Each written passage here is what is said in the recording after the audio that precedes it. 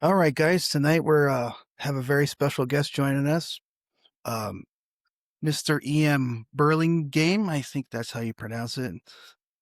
I'm very honored to have him join us, and I've done a lot of research into your financial kill chain. I thought that was an amazing concept. That's when I first heard you, and I hadn't heard any of your background until I started calling. Mentioned you were wanting to come on here, and then I was even more impressed by your accomplishments. Um, But yeah, I'm really honored to have you come on tonight. Uh, Colin, you know a lot more about Yeah, what's I don't going want on. to blow your cover too much here, but I plugged your name into Grok real quick because I mean your bio is insane. It's almost like your higher self designed you to for this time and place that we're all in. The amount of because I'm not somebody that just believes third hand. I'll listen, but I kind of am a more tactile, want to touch and feel and see it for myself. And it looks like you've definitely done that. So the hope is you can help us dispel a lot of the noise and obfuscation that's going on out there that's literally driving everyone insane. So you former Green Beret, and you please go through your bio if you want, but Mhm. you could probably do it way better than I could. But Silicon Valley, Green Beret, you were in the honor guard, um, and and then what we're really interested in your work in neurology or health and recovery. A part of what I'm really impressed with is like I've always wondered where all the veterans and warrior class to when we're under assault and attack like this. Like I was like thinking they would start arising. And then I think the problem is they're severely damaged spiritually, mentally, physically to the point of, like you said, the whole point of the GWAT was to expend Oh the yeah. the vestiges of our young men and our energy and that spirit of protecting our peoples. So, please, if you want to expound on that. No, so I don't know that we're all so broken anymore. About fortunately for me in my own life, while I am alive, is that about 15 years ago, 15, 16, 17 years ago, some guys in the Navy SEALs and the Green Berets and Delta Force specifically decided that they were done killing themselves because the VA and the military medical and the medical system wasn't, one wasn't even admitting, that there was this severe traumatic brain injury issue, in which 99.9% of people who have post traumatic stress have an underlying one or more underlying brain injury. So they didn't want to admit that was even real or happening. And so, being the type of men that we are, we took it into our own hands, raised some nonprofits, found the right doctors and the right medical treatments that were actually working, demonstrably working. Hmm. And we started to privately, secretly start to take care of our own.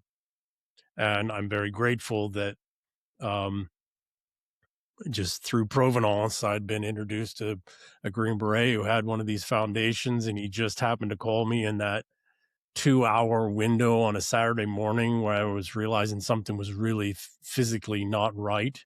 And he just happened to call me in that 2 hour window. I was willing to talk about it or say something about it. And he needed some help from me, modeling a startup company he was working on. And so I asked for help, and that's what started me down that journey. And then, I come from a family of medical doctors in my adopted family. And so I have very low trust in doctors. Um, and not to say that my family is poor, et cetera, but, just um, association will give you the understanding of, how capable they are. And being the type of person I am, if my physical brain, the most complex machine in the world, I'm an engineer, I had an engineering background already, electrical engineering, and I Yeah, was doing that's my pretty cool. doctoral studies in computational engineering. And I was like, I am not going to let somebody else fumble their way through helping me rebuild the most complex system known in the known universe.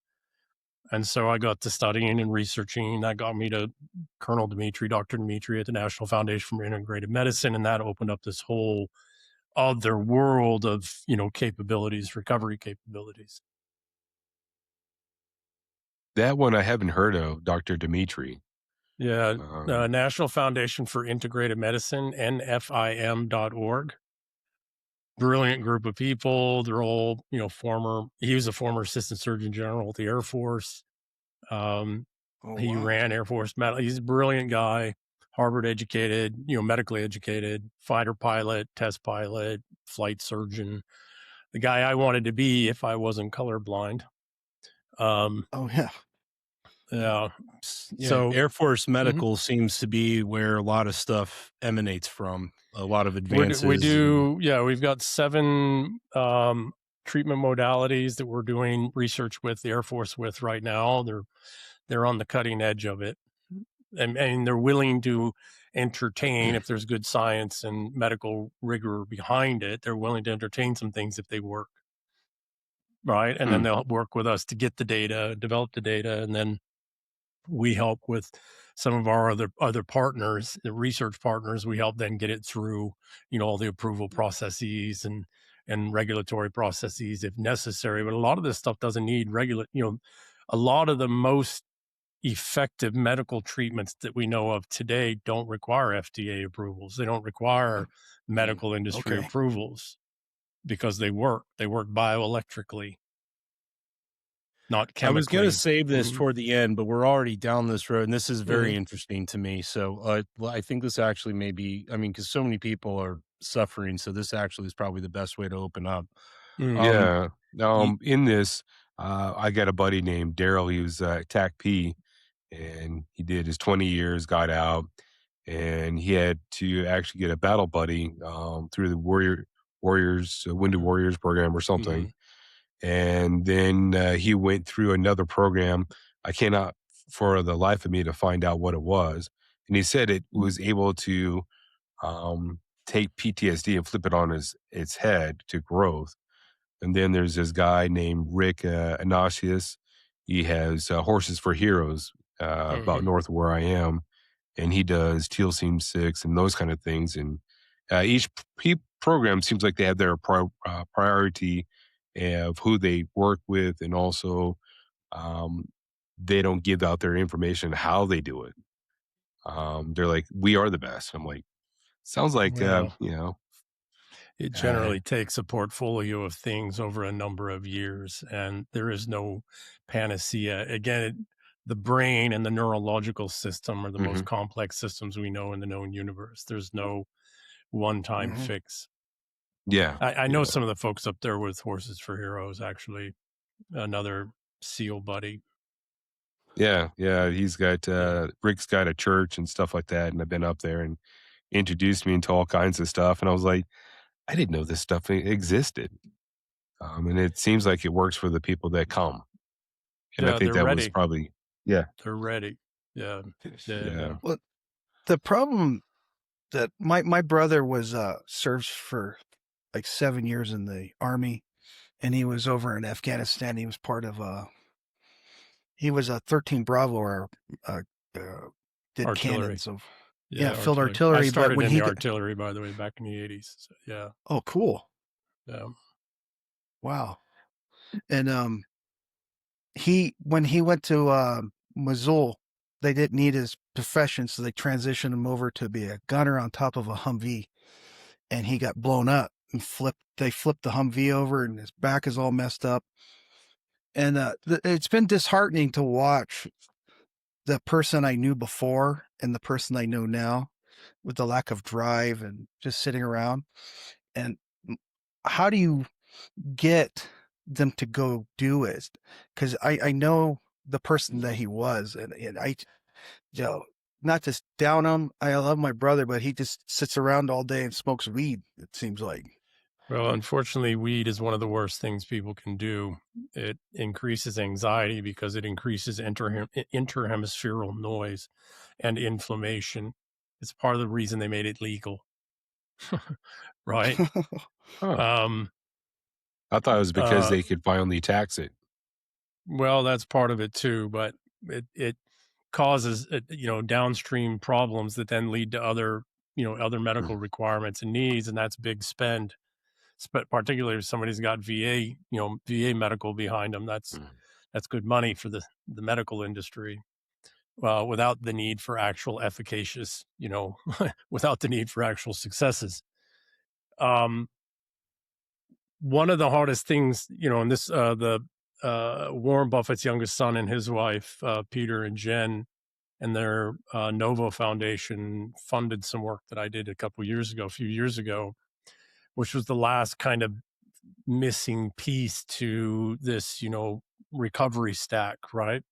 mm, And the Okay. last missing piece, because I'd had two friends, one friend, one a colleague, um, both had come through recovery. They've both done 3 or 4 of the major, big programs, Cohen programs and some of these other programs, and they seemed to be doing okay. And then one was just about 3 years, and one was a little over 3 years in, and within a 10-day period of time, they both killed each other or killed themselves, Hmm. right? And mm, they weren't conversation and communication. And this wasn't the only case, right? I had another one some months later do the same thing. And, we were finding, this mm.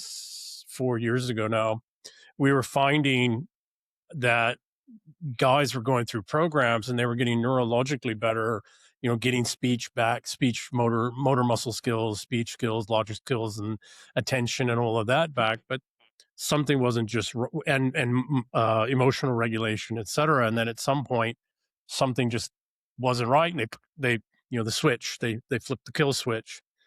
And Yeah. I didn't want to go down that path, right? Because I was starting to actually be functional again. And I had at the worst of it, 2019, I had a problem speaking, actually, even just talking at all, physically, word recall, et cetera, and motor muscle, all kinds of motor muscle. Anyways, one of the things in 2019, when I started treatments and finally got formal diagnosis and confirmation through another formal diagnosis, that shifted the transition from, I thought I was getting early onset dementia because I was I was older when I went to special forces. I was older when I got out of special forces, 11 years later. Um, I thought I was getting old and I'd pushed myself too hard and I was probably getting early onset dementia. Once you get a diagnosis and you can see 3D brain scans of where the damage is, and then the crazy thing is I'd studied the brain for 20 years before that for technology, for, machine intelligence, et cetera. I didn't understand the Cool. brain at all. So I looked at my own and had to try and rebuild my own. Point being is that I was driving across Mississippi in a rainstorm, and I don't know if any of you all been driving across the South, the deep South, in a rainstorm, but Oh yeah. that stuff comes down, Yeah. right? And it is It hard; you can cheats. barely Yeah. see its sheets, right? Yeah. And Best it car hit wash. best car. Oh, absolutely! As the Like bugs and everything just shoved off your car, right? that. Just That's what I used to say about driving trucks. Wait for it to rain so you can clean the bugs off. correct, yeah. Just don't Yeah. have cruise control on because that can go horribly wrong Oh for no you. no. First thing you do is flip that off. Yeah. Flip that off, yeah. So it hit me like a lightning bolt through my entire body that I had died 8 years earlier. And that I'd been driving a corpse around. I'd been dragging my corpse around on life support, thinking that one day I was going to be able to resuscitate the guy that I was. But Oh that guy no. was dead, and I had sustained enough sufficient injuries that guy had actually almost technically died. Right. And for Mm, me, it wasn't getting blown up. It was a sequence of serious brain injuries and blows, et cetera. 3 primary ones and then some minor blast stuff, et cetera. That started me on the path. This is 2019. I do this study work with Nobel Foundation and my foundation in 2022, but it had got me to the point where I realized that, okay, I had died. So who am I now? Who is this guy? Who's this person? There's component pieces of the guy I was there's some memories, but also there's a whole lot of memory stuff that got all mixed up. Stuff that was me, stuff that happened, stuff that didn't happen, stuff I saw on TV, stuff I thought about one point. So, all of this memory stuff gets just, because you have inhibitory neuron problems, all this memory stuff just ran together. And I had to spend a couple years parsing out things like that didn't happen. I didn't go through that. I didn't experience that. Somebody said, so I had to take about 2 years and just pull out these things that had all run together as my memory in this broken brain and get back to, okay, well, who am I? What am I?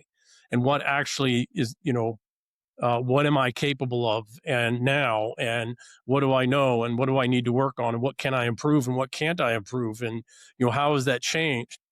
What that got me to, so that started in 2019. I had to pull off the side of the road. It was such a physiological, neurological shock to my body to just realize that I had died, and that person was never coming back, no matter what I did. 3 years later, I'm doing this work, population work with Nova Foundation, and population-centric work, and really was just randomly reading some papers on identity issues with brain injuries. And that got me started to think about identity stack redevelopment. Because our identity of ourself is actually a stack of interleaved identities. There's no single identity. There's the identity with ourself at different times in the day. There's the identity with ourselves in different circumstances and situations. There's the identity with ourselves, the things that we control in ourselves, because they're not maybe our best behaviors or they're our weakness. There's the identity that we have with our close family, and that's fundamentally different, and that fluctuates. There's with our employees or our employers, so our career, so this is the personal, there's the self, the personal self, the career self, and then life, right? And that's this whole stack of fluctuating identities that are situation dependent, but which have a core, they have a hard core down to who you really are. Well, we do all of that work by the age of 7.5. It takes us about 7.5 years of age for that to all get locked in its complexity. And then we use that, refine it, et cetera, for the rest of our life. Okay, well, when you've had sufficient brain injuries where the old identity stack has been dissolved and you're never going to be able to put that back together again because you are neurologically not that person anymore, you have to consciously put the energy and effort into developing this complex identity stack that we did without thought when we were kids. And mostly what did we do it through? We did it through play and human interactions.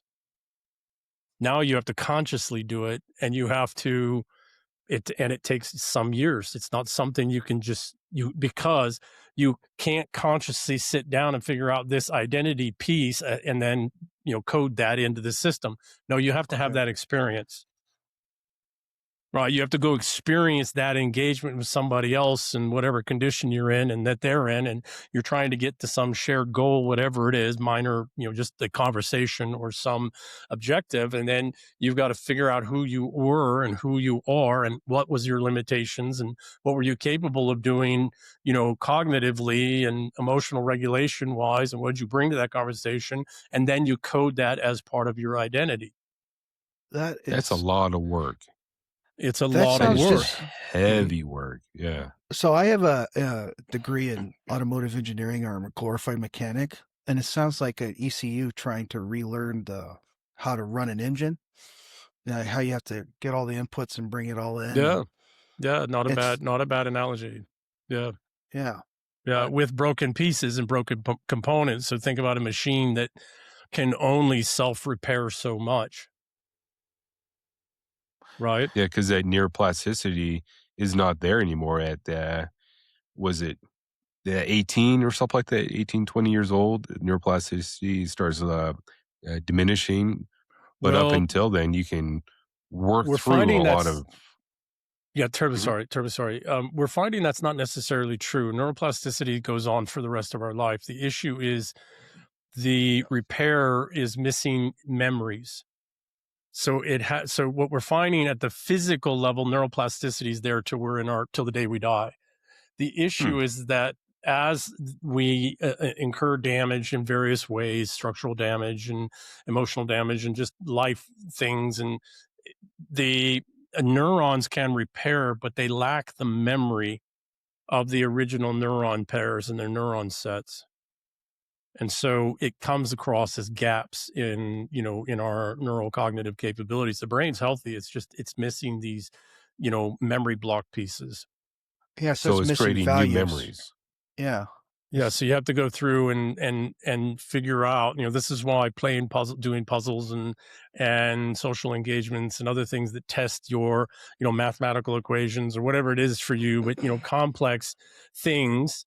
If you're social oriented, then social engagements, et cetera, then the neural circuitries there, you need to now entrain what the neural circuitry is going to be used for.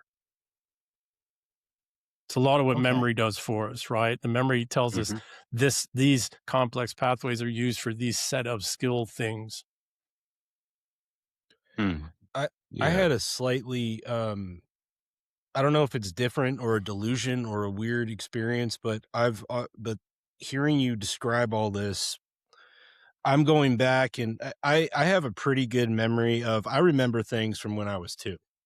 I'm like, I just kind of was always really paying attention to everything around me, and I never really had the drive to build what you would call an identity until, I guess, post puberty. When girls start entering the equation, it's like, oh, this is a tricky puzzle. I better know who I am and describe that and sell it. So, or else, you know.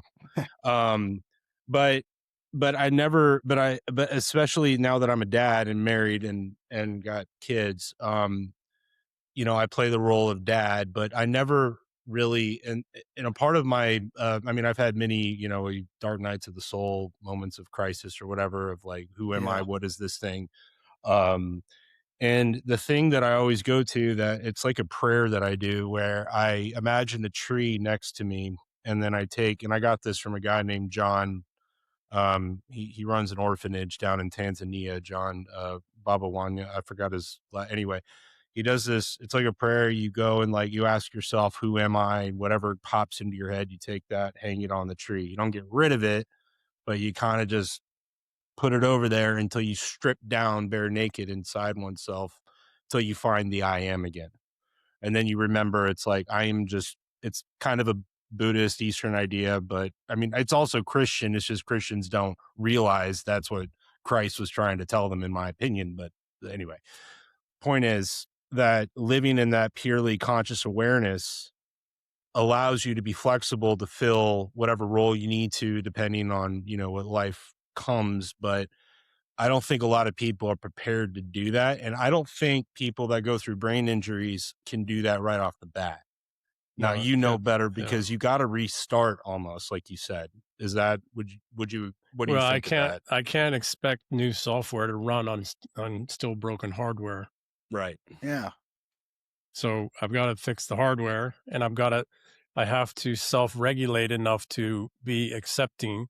We should have a conversation about what anxiety actually is, but I have to be accepting enough of the fact that the software is not going to work so well as I'm fixing the hardware. Well, right. What about that? I listen to Sean Ryan quite a bit, and he was it. I think it's called Ibogaine, and he combined with MDA. Ibogaine. Ibogaine, okay, and MDA or something like that. Yeah.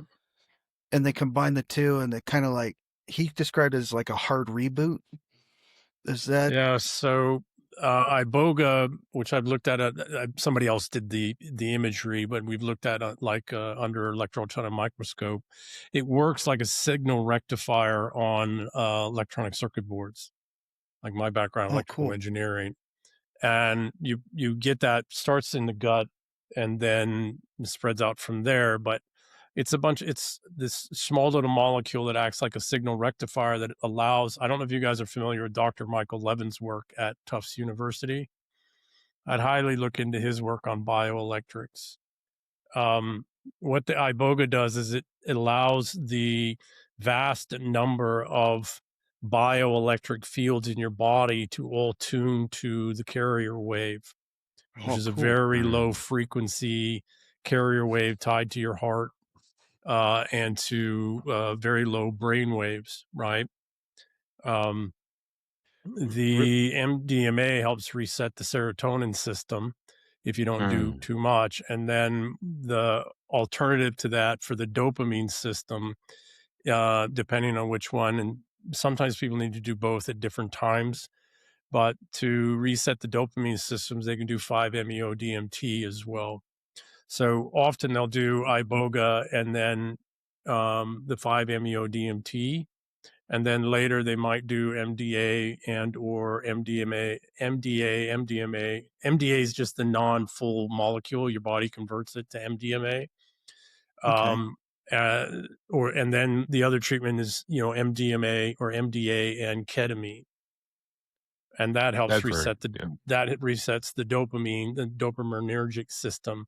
And our dopaminergic system is the most complex system that the honest truth is the brain is a drug addict, straight up. Yeah. And it runs off, and you have two brains. You have the cranial brain and the enteric brain that wraps around the organs, which is the older brain. And they run off of norepinephrine, serotonin, and dopamine. That's really what regulates and runs the whole game, the whole system. It's a reward system, right? And, there's, I don't remember, people can look it up, but there's X number of types of norepinephrine, there's X numbers of types of serotonin, and X numbers of types of dopamine, right? And they all have their own functions, et cetera. But with severe brain injuries, the immediately you have neuroendocrine system dysregulation. And neuroendocrine system is your hormonal system. And primarily for males, what it disrupts the most is growth hormone and testosterone. And growth hormone and testosterone are what regulate all of norepinephrine, serotonin, and dopamine, reward systems, downstream reward systems, et cetera, and the production. Doesn't it turn into estrogen? Well, estradiol and so testosterone is a Yeah. downstream metabolite of estrogen, actually. So, give me 1 second. Yes, you can have elevated estrogen levels, but generally when people get severe brain injuries, they don't get elevated estrogen. The estrogen doesn't get converted to testosterone as normal. And so you will have an elevated estrogen levels, but greatly, like severely lowered testosterone levels.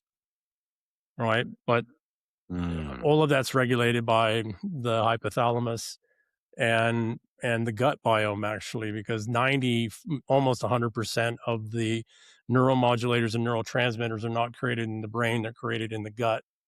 Well, when you have neuroendocrine imbalances and hormonal imbalances, they change the environment of the gut enough that it just throws off this complex, community of 400, 500 trillion living cells, which right now we think there's somewhere between 40 and 50,000 different species. So, wow. I haven't heard that one yet. Now we know over 4,500, but because of DNA trace evidence, it looks like there's at least 10 times that amount in the gut. That doesn't even take in the sinuses, on the skin, and all of that. Yeah. Yeah. So a buddy of mine, he was struggling PTSD, and he said he blew himself up several times. And he said that his body was going estrogen. And so he did tablets and all kinds of stuff, and it just kept on turning over, and they couldn't figure it out.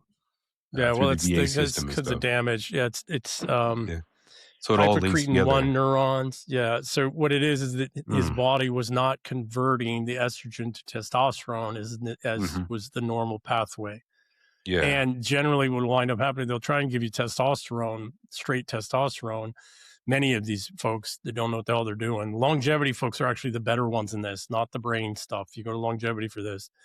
What they recognize is that the testosterone does not work well on conversion.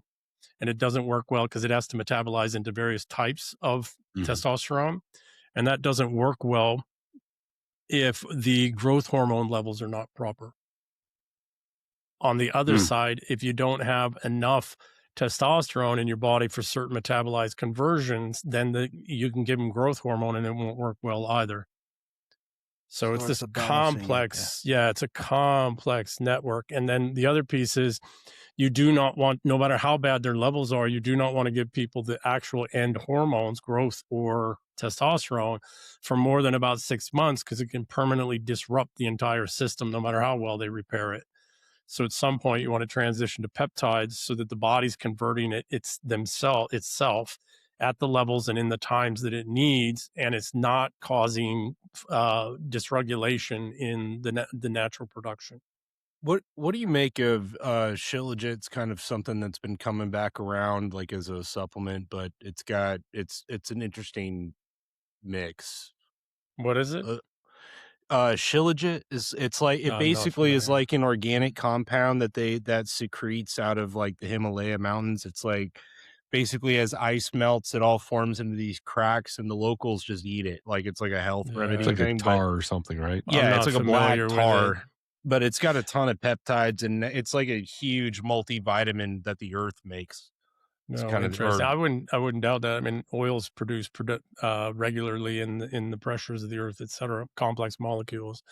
Thank you. Say, right. I will say that it's my cousin's a PhD geophysicist for the oil industries.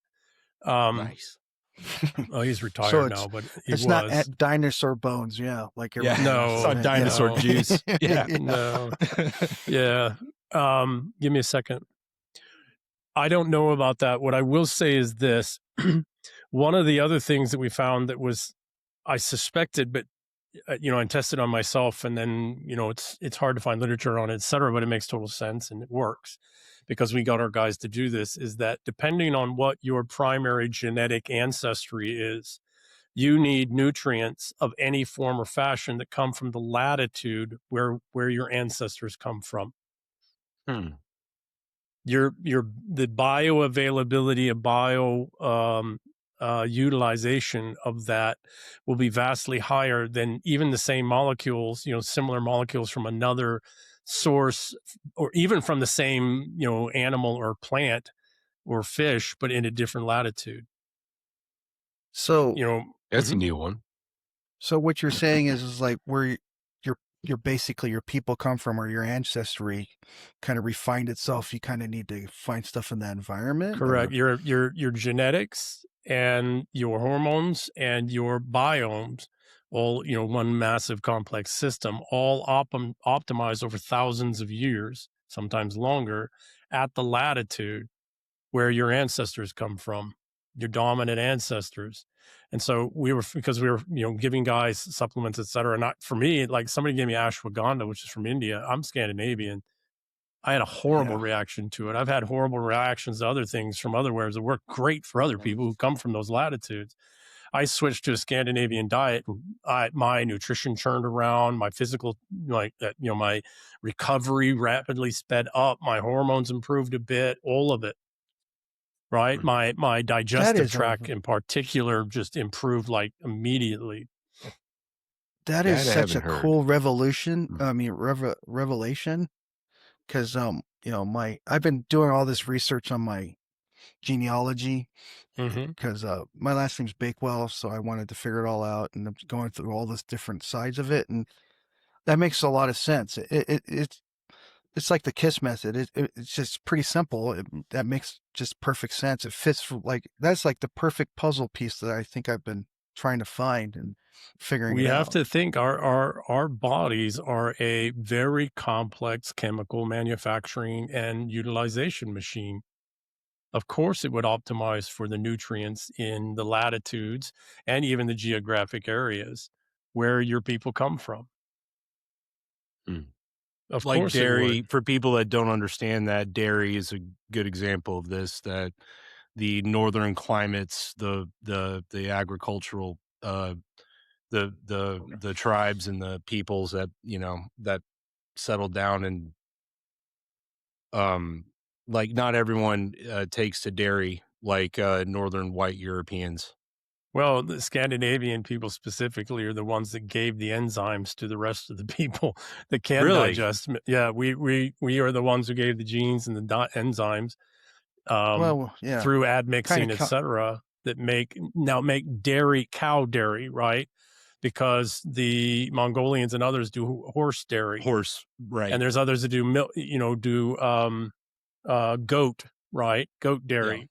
So I don't want to say it's all dairy, but Right. cow dairy specifically came from Scandinavian peoples, right? And Well, that why? makes Well, sense. think about it. We don't, and you also got to think Ice Age, because the last major impact on our genes was the last Ice Age, right? The last glacial maxima.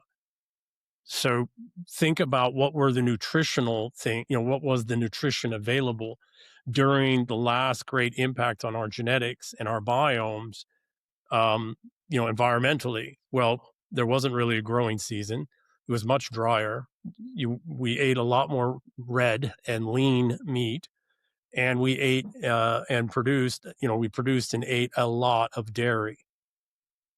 Particularly also because dairy, particularly in the form of cheese and kefir and other things, would last. We could transport it and move with it, etc. And then Yeah, barley that's versus wheat, and then the old stock wheats and oats that would grow in 4 months, 4 or 5 months. Normally stuff you'd plant in the fall, and then it would would germinate in the spring, etc. So yeah, winter wheat. Yeah, winter wheat, yeah, and then a lot of fish. Right, a lot of fish. Yeah. Yeah, and I have the gene that says no to dairy. And Uh, there's several different things that people have told me about it. I have worms because different kinds of stuff like that because I have animals and whatnot. And then also, my ancestry possibly didn't do that as Germans. And well, then the Southern other thing Germans, it is, wasn't common. Yeah, Southern Germans wasn't common. Southern Germans are more akin to the Franks. I mean, because mhm, Southern Germans are Franks, and so they're more Mhm. temperate, right? More yeah. temperate environment. And then others say it's because of all the stuff that they do to the It's dairy and probably that. I don't know. My wife was lactose intolerant, and then we went to raw milk and fine, no Yeah, I problem. switched to raw milk and A2 milk, which was the original Yeah. milk, right? Before the 1940s or 50s, when they genetically modified cows so they can get larger batches of milk. So you what yeah. switch to was that raw, called? I'm gonna look for that. unpasteurized milk, A2, and for me, it's like the nectar of the gods. Oh, really? Really. It tastes good. Oh, I hated milk, and then I took that stuff. I'm like, this is actually this is good. It oh, tastes I good. get it in my mouth, and I'm just the cream of it, the richness of it. It's just my body. I mean, I'll have a physiological reaction. It's just like, oh, this is so good. My body Mhm. needs this, right? Because it's Yeah. genetic coding. You've been Because coded. Yeah. correct, because for my ancestors, A2, shaggy cows, right? The old shaggy cows was a big part of our diet. And, Mhm. you didn't have a lot of pasture land to graze cows on, so you ate more dairy and ingested more protein from dairy than from the actual cow and the meat of the cow, because you couldn't keep herds. So for us, it was more reindeer and et cetera, for the meat. Mhm.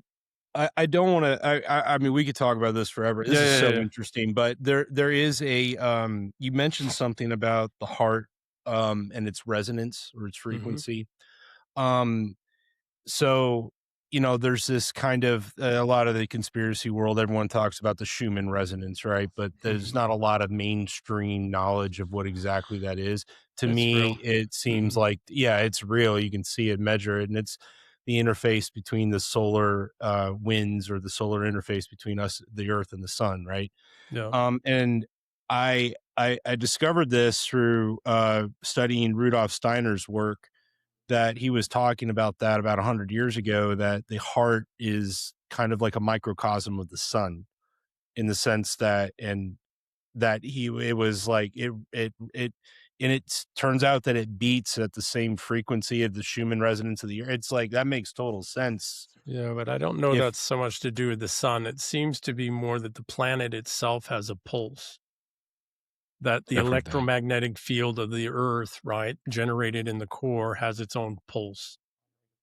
And Well, yes, that it's impacted by solar winds and it's impacted by solar radiation, et cetera, but it does seem that the Earth itself has a pulse. wouldn't you say though that the driver is emanating from this? Because like the sun goes away, the Earth probably gets cold and dark pretty quickly. And But it doesn't mean that it loses its electromagnetic field.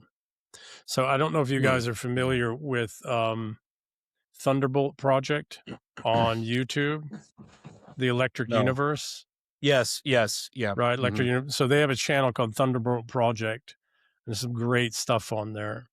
Absolutely great stuff. So while I have immense respect for the sun, we live on the planet, the planet Earth, and virtually everything that happens with us bioelectrically is driven by the Earth itself. That's another thing, right?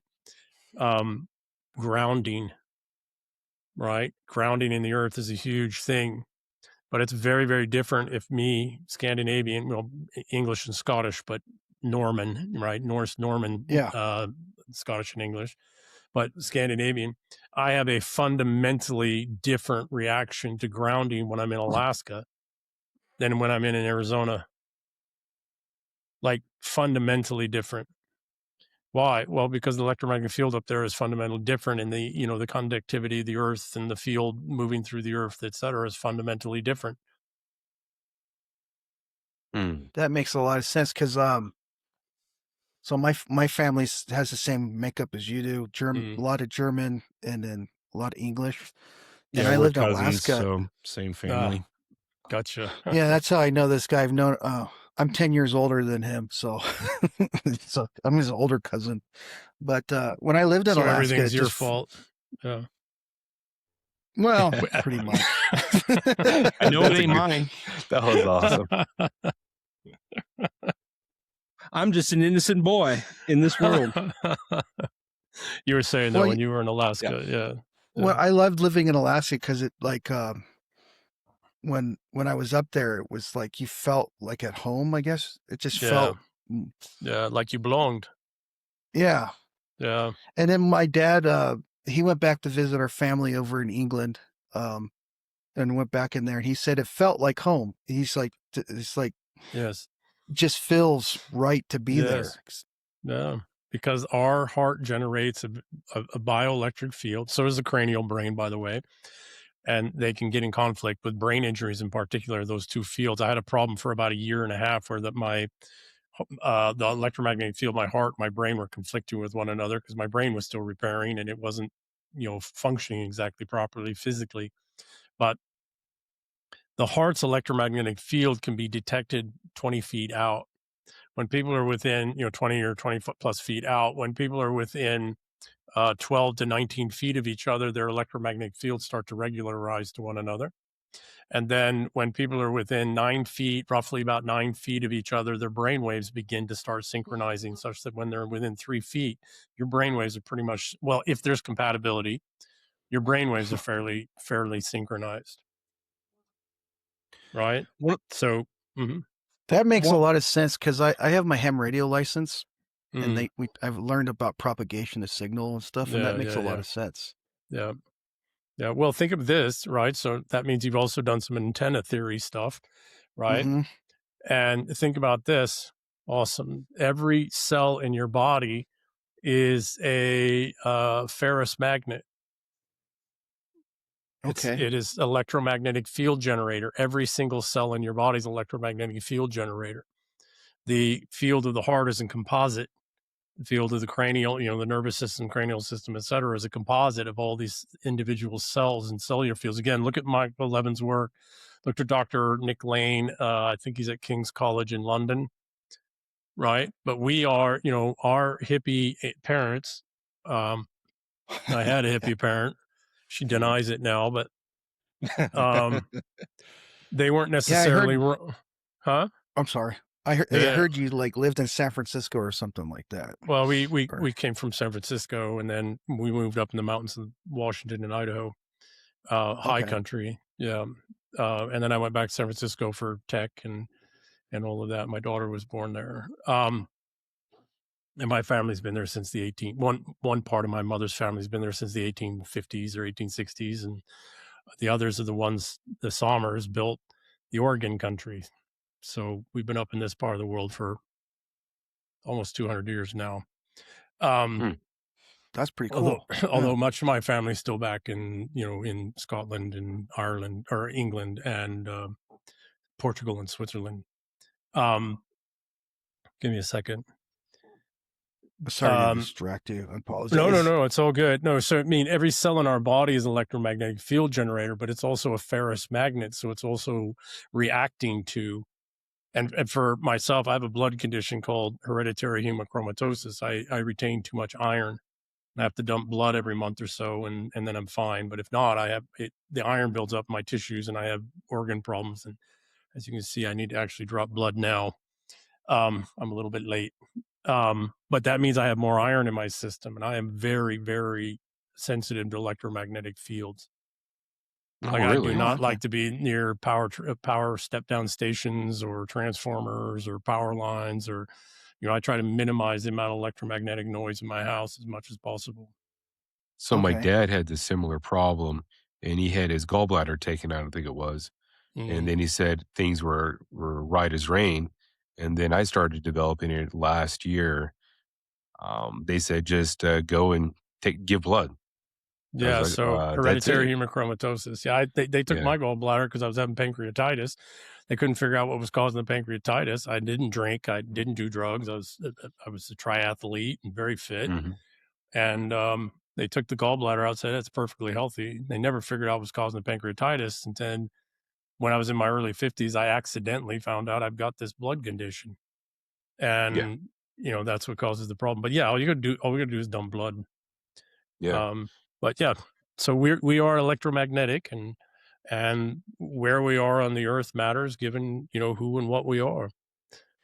I So what never I Well, heard that's really, that. just I did hear about, and I've been experienced with the Chinese medicine and those individuals that do holistic, and they take hmm um, a reading, electric hmm reading, and see yeah, if you are allergic or something like that to different grains gee, and all that kind of stuff. yeah. Yeah. So yeah, And I was like, how does that really work? And then later on, started learning more about the electromagnetic and how it interferes and stuff. And it's crazy talking to. So I work for a hospice company, mm, and these medical providers and stuff like that.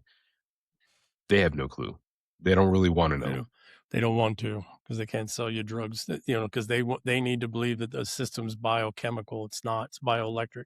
The biochemical is just there to help the cells build and repair and replace themselves to maintain the bioelectric fields. Hmm. I even asked the owner, doctor. She was talking about the uh, seizures that people will Mm, go through and all the different kinds and all that kind of stuff. And I was like, it's too bad, as smart as we are, we can't figure this out so that we can end seizures and all the different kinds of dementia and have more, turn back that neuroplasticity or whatever it is. And she goes, yeah, too bad we're not smart enough. It's like, oh, but we are, Yeah, and too we're bad. doing it. Yeah, yeah, yeah. So it's weird being in this. It's a game because it's a money game, yeah. and they don't want to turn off the faucet or the the Niagara Falls. well, the sad thing is my mom is a nurse practitioner for the VA, and she does case management, and it's complicated. She tried to explain it to me, and it's pretty vast. But she's tried to introduce some of these ideas to them, and they're just not open to it. Yeah, we do the same through the foundation. Now, fortunately, the Air Force, because they have such a high requirement for performance in their fighter pilots and bomber Okay. pilots, et cetera, they're willing to entertain some of these things, right? And then Hmm. through that, we've, Dr. Dimitri and the team, Colonel Dimitri, have transitioned 7 technologies already, and we're working on another 14 right now, I think. Oh man, Man, that's pretty cool. One of the So thing Go ahead, Cody. Mhm. So you went down this path of discovery just to try to, as an engineer, trying to self-diagnose. Yeah. Okay.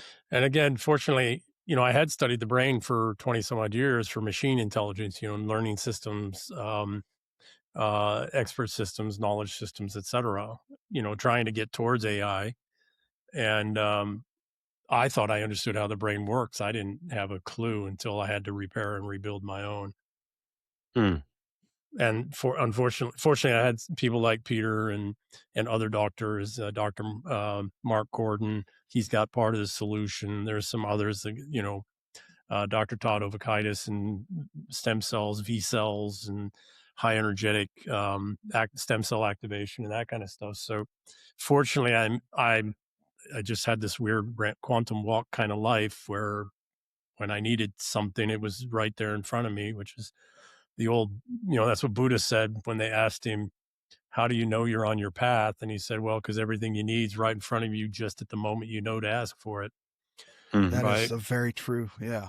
So fortunately, I've been blessed to, meet extraordinary doctors and healers, and not all doctors, by the way, but for, very skilled people who had found these things and proven these things, and they worked. And that's how I came to all of this. But Peter, Dr. Dimitri, through NFIM, has been collecting all of these things and doing research and doing what he can to validate and vet and prove them. And we're having extraordinary successes with guys like, we have a quick reaction force for special operations guys, former special operations guys, and we've been able to get guys out of pain that they've been in for years and years in a couple of days and keep them out of pain without pharmaceuticals. Oh, We've been cool. able to Even better. back guys Yeah. away from heavy suicide ideation when everything else has failed. And so Now, this might sound selfish, but how do I link my brother up? And he has like a group of friends. They sit around in like a pity party. It seems like that. I might be not have read into it, but they all complain about. I hear them complain about this on their thing. One guy got all shot up in Iraq, and how do you get them connected with all this stuff? they You have to know? want to. Okay. Part of the thing is, right, because we've we've reached out to all kinds of people that were introduced, and it went nowhere because until they want to do the hard work of repair and recovery, both on the physical level, but really more on the identity stack, because one of the problems is this is their new identity, broken. Okay. Yes. And it's an identity, and it's an accepted identity, and the whole system wants them to have that identity and supports it and enables it. The last thing the system wants is for them to not, to break free of the broken identity and recover. Well, Well, and so if they want to do that, oh, um, they can go to one of that nfim.org or something They else can that reach out can. there, or generally what happens, what we find in guys, right, is that a guy will start taking care of his physical health. He'll start changing his diet. He'll back off drinking. He'll back off marijuana, and he'll start taking his physical fitness a little bit more seriously. And if he sticks with that for a little while, all on his own volition, he'll start getting minor improvements. Things will change. His mood will change. And then he'll start reaching out for okay, I want to fix this. I want to improve this. And I'm going to give you the reason why the most difficult problem that has to be overcome for every one of us, but for it's different for most special operations guys because we're high achievers anyways. Our nature and instinct from the time we were kids is overachieving, and so and not taking no for an answer. And so for the most part, virtually everyone I've known, and not just American, but all the special operations guys, when they get in this place, they're like, yeah, you're not going to beat me with this. I'm going to go out hard, or I'm going to get this right and fix it. And that doesn't always get fixed, and some do go out hard, right? Sadly, we just lost Mhm. another one here recently. Um, yeah, it's too bad. uh, so The problem that we have, though, is that there are two types of neurons, and this is for all people. So just so everybody knows, 85% of people are walking around with at least one brain injury. 85%. Okay. And it's just because of lifestyle. It doesn't necessarily need to be a single blow. It could be a sequence of smaller blows that build up. It can be a sequence of small blows and toxicity, environmental toxicity, prolonged certain types of stress toxicity, nutritional deficit toxicity, all these types of things, right? Even electromagnetic toxicity, but not so much from cell towers and all that. My background's telecom. That stuff's safe. Really is safe. Give me a second. The problem is that we have two types of neurons. We have excitatory neurons and inhibitory neurons. And they are biochemically and laterally, structurally laid down differently in the brain. And for whatever reason, we don't know exactly, but inhibitory neurons take in any type of blow or any type of brain injury, whether it's traumatic, which could just be a shock wave, by the way. You don't even have to get physically hit in the head, but a traumatic brain injury from a blow or a shock wave, or what's called acquired brain injury now, which is some form of toxicity, or some combination of the two. The neurons that take the most damage are the inhibitory neurons. And so the problem is that you have impulse control. It's the first line of defense, right? Correct. So, because that's how the brain regulates itself, right? The excitatory neuron in a network of them start to drive up an electrical potential to fire off, which is then going to raise that, whatever that network's processing, to a higher level in the default mode network.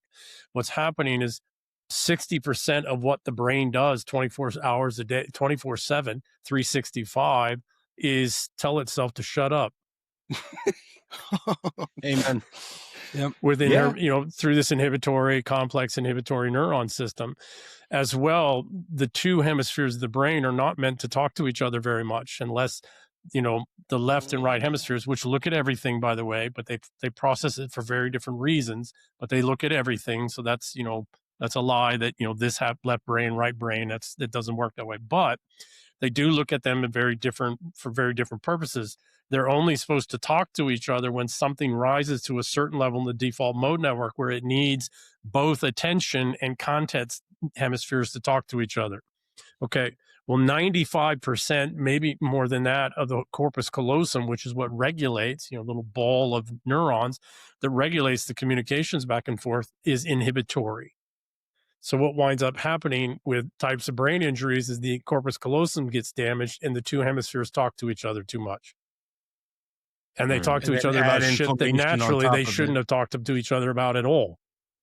Okay. And then what happens is, go ahead. No, sorry, bro. Just adding keep going. Yeah. Adding the environmental toxicity and adding inflammation to that just expounds on the problem. Exacerbates it, terribly. So I like how you put that. That was perfect. Well, too much shit. It was just it's like shut up, right? So again, about 60% of what the brain does 24/7, a healthy brain, is tell itself to shut up. The problem is that when you get a brain injury and the corpus callosum inevitably gets damaged the most, the two hemispheres are talking to each other. Well, the problem is the left hemisphere doesn't actually even believe the right hemisphere exists. So it's just screaming through this network. Facts, details, data, points, agitation. Yeah, it's estrogen. It's female, right? And the right hemisphere is over there like, there's a threat right there. Can't you see it? But the left hemisphere can't hear that at all. The right hemisphere does know the left hemisphere exists and knows that it needs to feed information, because the right hemisphere is looking broad field for threats in context or opportunities in context. The left hemisphere is for control. And so it gets, something that it needs to control, and it works out all the complex, data and structures and processes and mechanics to actually exercise some action. But without context, without the proper broad field context, what the left hemisphere is trying to control is not always necessarily something to even exist. much less something that needs to be controlled. And so what winds up happening, and I suspect this is what's happening to your brother and his friends, is they are constantly exhausted. Oh yeah. Oh yeah. They are He's always out of energy. constantly, right? Yeah. And this was for me, it was crushing exhaustion. I mean, like unreal. And I've been a triathlete, Ironman triathlete. I've been through selection twice, you know, never been as Wow. tired. You know, just constant, steady, never ending exhaustion. The kind where I could barely keep my eyes open, but I couldn't sleep because also I had severe brain injuries, right? So my sleep was all over the place.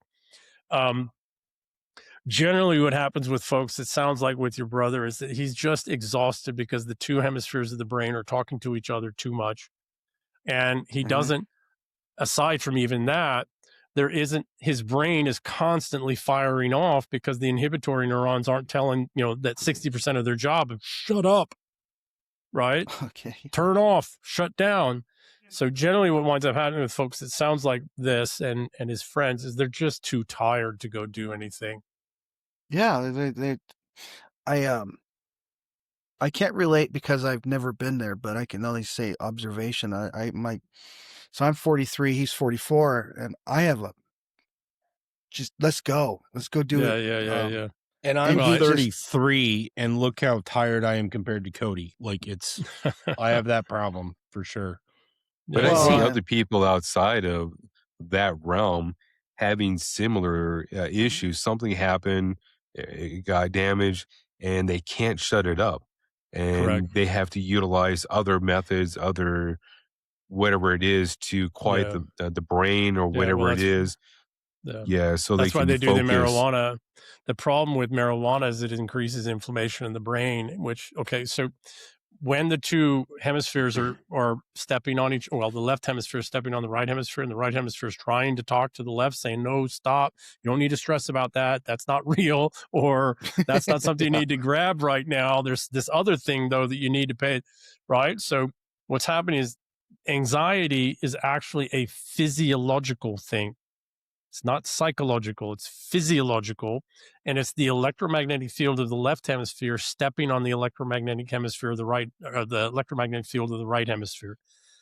Okay. Anybody wants to try this, walk through a powerful electromagnetic, you know, just a magnet or electrical field or a powerful electromagnetic field. You will feel hardcore anxiety, mild, depending on the field, mild anxiety to hardcore anxiety. Why? Because when you're going through that electromagnetic field, you're dysregulating the communication of the two hemispheres of your brain, right? So that's what anxiety is. That makes a lot of sense. Yeah, because So I've had that. You walk through a magnetic field because some of the stuff I've done. And you feel anxious. You feel anxiety. Yeah. It's just because it's, you know, there's this delicate balance of the two hemispheres, which are electromagnetic fields that are having to communicate through the corpus callosum, and you dysregulate that, and you're going to feel anxiety. Well, that's what anxiety is. It's not a thing. It's not. This is what the problem with post-traumatic stress. The post-traumatic stress is not the event or the memory of the event. It's the anxiety caused by the left hemisphere and the right hemisphere not talking to one another properly. And that creates an electromagnetic potential difference between them, which you physically feel. But because we're linguistic monkeys, we have to give it a narrative.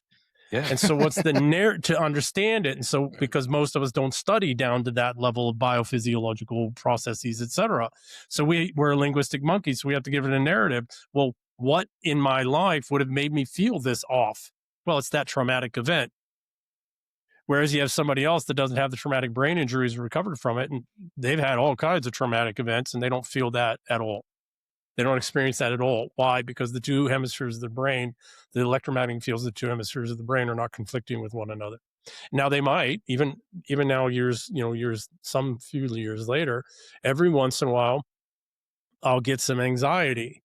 But I know, unfortunately, I figured this out when I started to have serious anxiety. By the way, I never thought anxiety was real. Oh. Till I started to recover from the brain injuries. And then, I was able to get, healthy enough to notice this difference. I never thought anxiety was real. I thought anxiety was weak people made up. I thought it was an excuse that weak people made up. So I owe a whole lot of people apologies that I'm not going to give, right? Screw that. Okay. But anxiety is real, and I know where it comes from now. The thing that got me through the anxiety is I knew it was a physiological thing when it was happening, and so my brain was throwing up all these narratives. And so what do? You just got to let it run through. You got to not hold on to it. You go, that's just the monkey brain talking monkey shit, right? That's the monkey throwing shit at you, right? It's your own monkey in your own brain, right? It's the linguistic monkey. Forgive my language. But No, that's fine. Yeah. you got to let that go. And then as soon as you possibly can, healthily, without drugs, etc., you need to sleep. Because even with brain injuries, if you can get to sleep, real healthy sleep, again, without chemicals, because then that's not gonna allow. What'll generally happen is that the two hemispheres will find a way, complexity, because you're sensing, your external sensing, real world sensing is turned off, and they will find a way to regulate that some.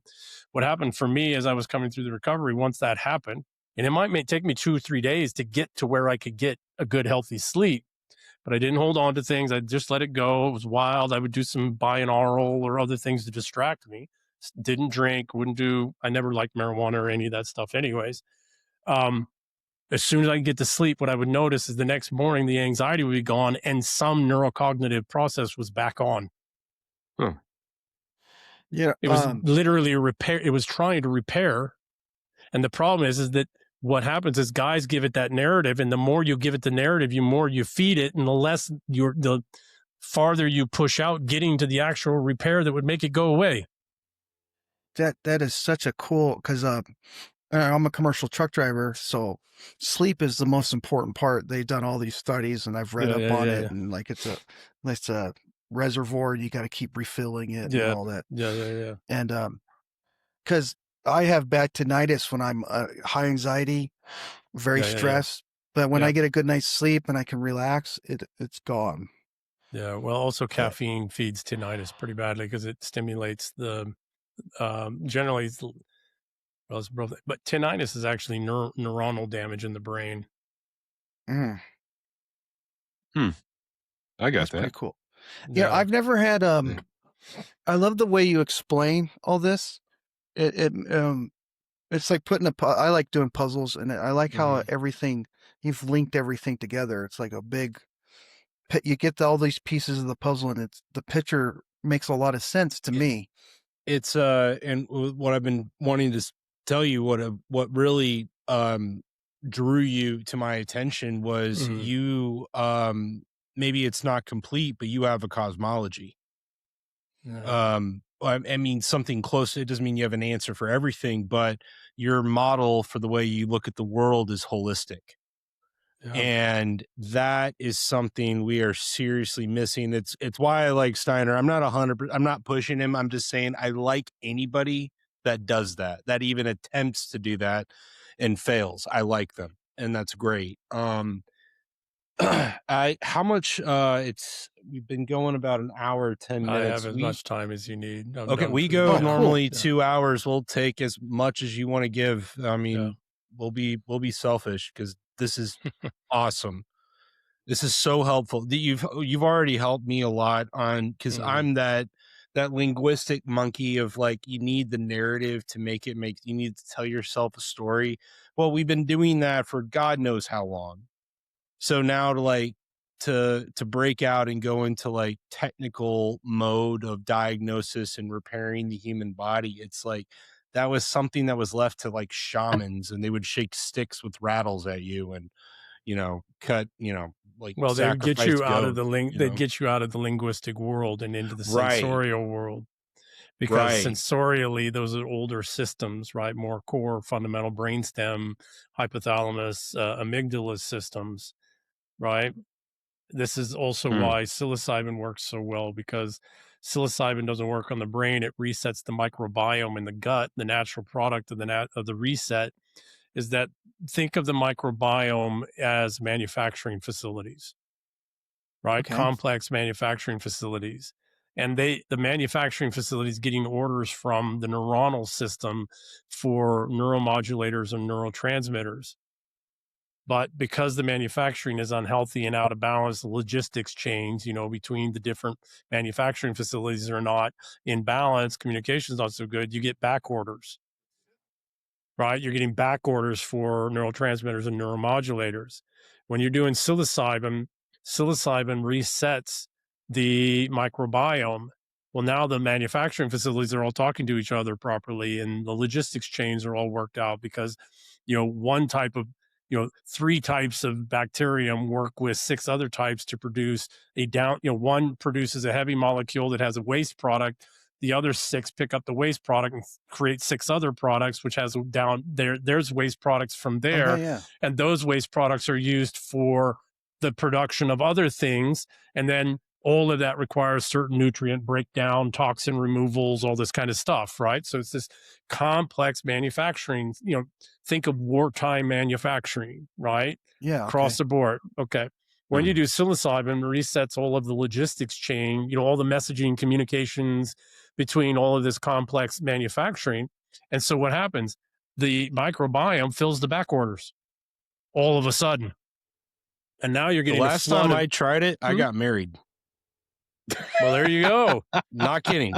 That's There you literally go. how that night, it hit me like a thunderbolt. I'm like, do it So, now or you will regret it for the rest There of your you life. go. Well, and that's why, because you had this flooding of current requirements and back order of neuromodulators and transmitters, and your brain was working properly, was fully enriched. And this is why people have all these experiences and see all these things. It's just because you might be getting 2 years of neurotransmitter and modulator orders in 3 hours as it's filling the back orders. So you're going to have all kinds of archetypes. You're going to have all kinds of, right? Yeah. That's so crazy. so that's called, what was that called again? That's a That's like mushrooms. Yeah, it's psilocybin magic mushrooms. Because I was reading about people that like microdose acid and stuff to try to unlock hidden brain powers and stuff. And I was always it's just trickery. That's the LSD and acid is trickery. But psilocybin works. We co-evolved with the fungi. We have fungi in our gut and in our biome that, mycelium and et cetera. And so, the fungi is the regulatory. The fungi is older, by the way. The fungi is the regulatory for all of this stuff. I tried acid once back in college, and it is an evil thing. It's not good. It was not a good thing. Mushrooms is it unlocks things that you're holding back or you can't see sometimes. Well, it doesn't do that. It doesn't do that. What it does is, again, it gives you the right amount of neuromodulators and neurotransmitters so your brain and therefore your emotional regulation and cognitive systems can function at optimal performance. And then that just the same as with the logistics in the gut, it's not giving you the materials you need for your cognitive emotional regulation system.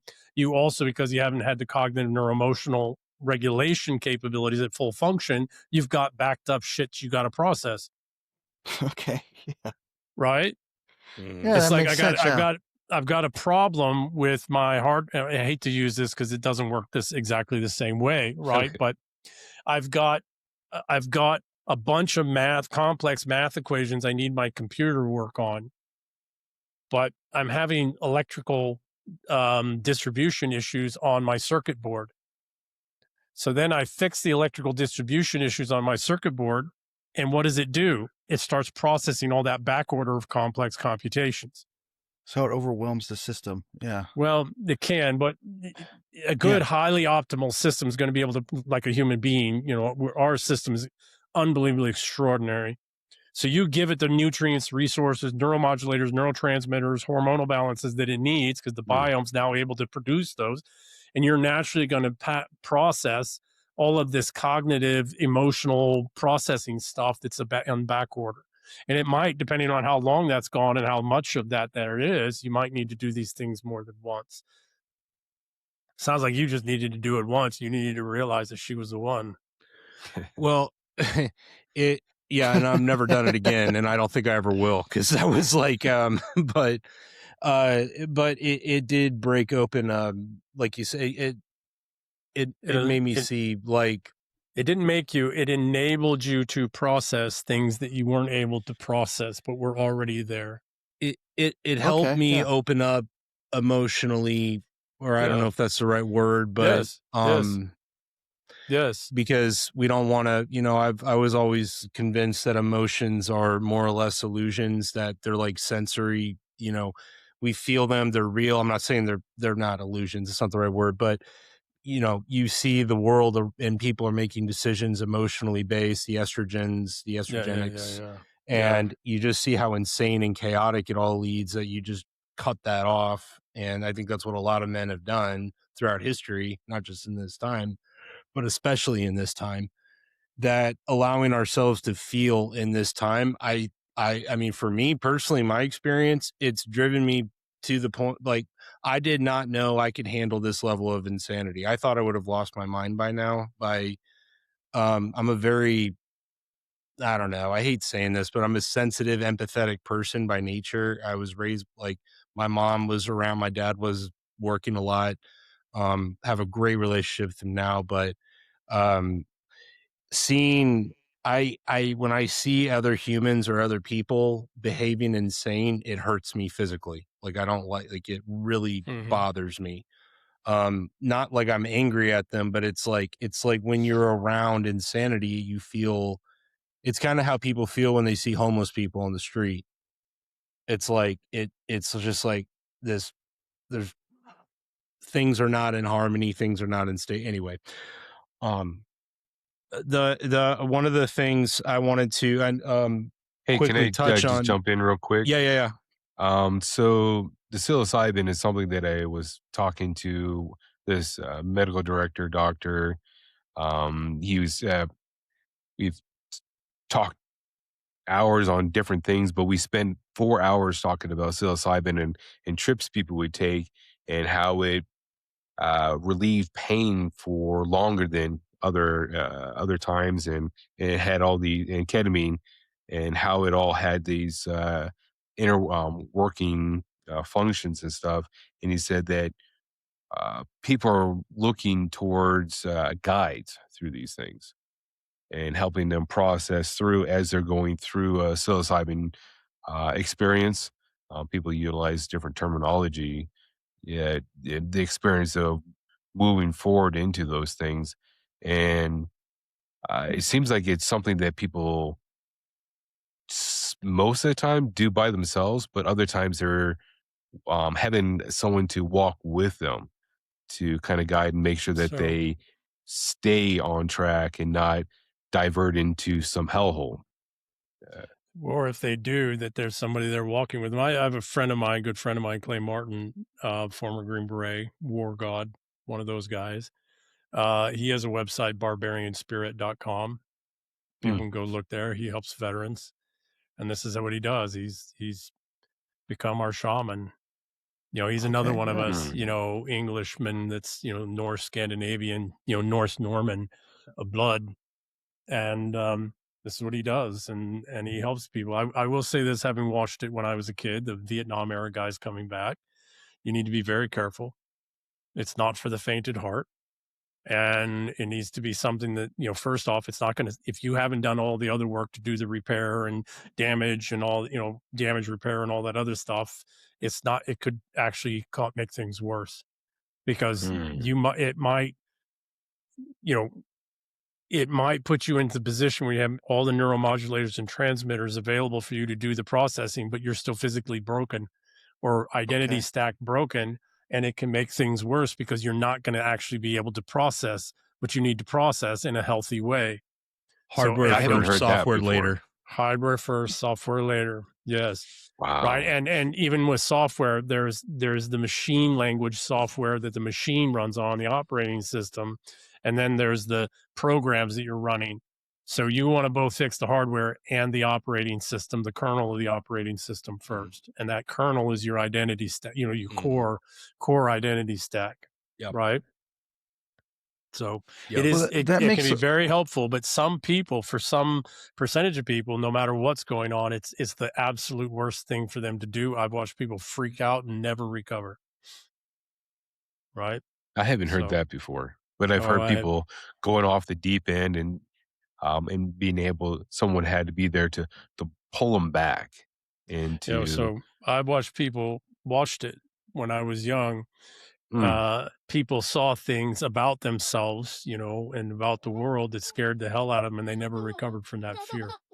That's how they saw the world after that. It really does come down to fear as Yes, the correct, that's kind of correct, the strongest thing. emotion. correct. What are because what is the thing? What are the things that get lowest order priority for processing? The things that make Okay. us afraid. Mhm. Right? Because Yep. that's stuff Yeah. that gets to the Mm, cognitive dissonance circuits, because the things that make us truly afraid, not minor fears and stuff, but the things that make us truly afraid are things that we have to change about ourselves. Neurocognitively, that's a very expensive process. The brain is, and the biophysical system is very lazy. That's life, right? Life is very complex. It's very expensive to make even a minor change. And so it's very lazy. And so it doesn't want to confront things. It requires that it rewires itself, neurologically rewires, because neurological rewiring is the most expensive thing that the body does. mm. Yeah. That's Okay. deep. That's deep. Right. This is I what my or cognitive dissonance circuits were built for, across evolution, is evolution's way of allowing us to lie to ourselves about the things that we're afraid of, that we need to change to be truly healthy. Our cognitive dissonance circuits kick in and say, well, you're okay the way you are because of this and this and this and this.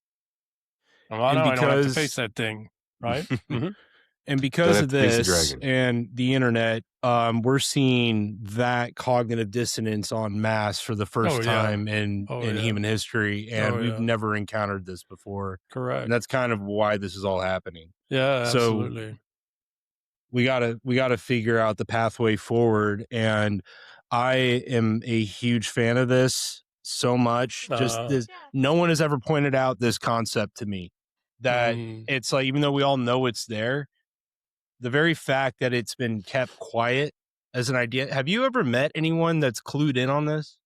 Like, on, you seem to hobnob with certain families that have a longer history, or at least a longer memory of things. Whether or not they remember is up for debate, but it's there if they want to. Sorry, I'm rambling, but do you, No, no, no, no, no. So I think what you're asking about is how important our civilization is to us, right? As a um, neurocognitive, neuroemotive construct that really shapes everything if we connect with it right. Um, I had this conversation today with John Waters, the Irish writer and author, and Jim Kunstler, the American author and writer, and Tommy Kerrigan on Tommy's show. That's a Um, cool show. Yeah. Tommy's doing solid work. Um, the thing that Western civilization, which we native English speaking peoples are not part of Western civilization. That's the Romans. Western civilization is the Romans. That's not us. We Mm, developed in direct refutation to Rome and the Okay. concepts and ideas of Rome. We are Northwest Germanic and therefore British Isles and, Northern Celtic peoples. That's who and what we are. And our histories go back long before there ever was a thing called Rome, right? We have Yeah. structures in the British Isles that are far older, 2, 3 times older than the pyramids, right? So the argument from Western civilization, which is the Holy Roman Catholic Church, and before that, the Byzantine Orthodox Church, is that Okay.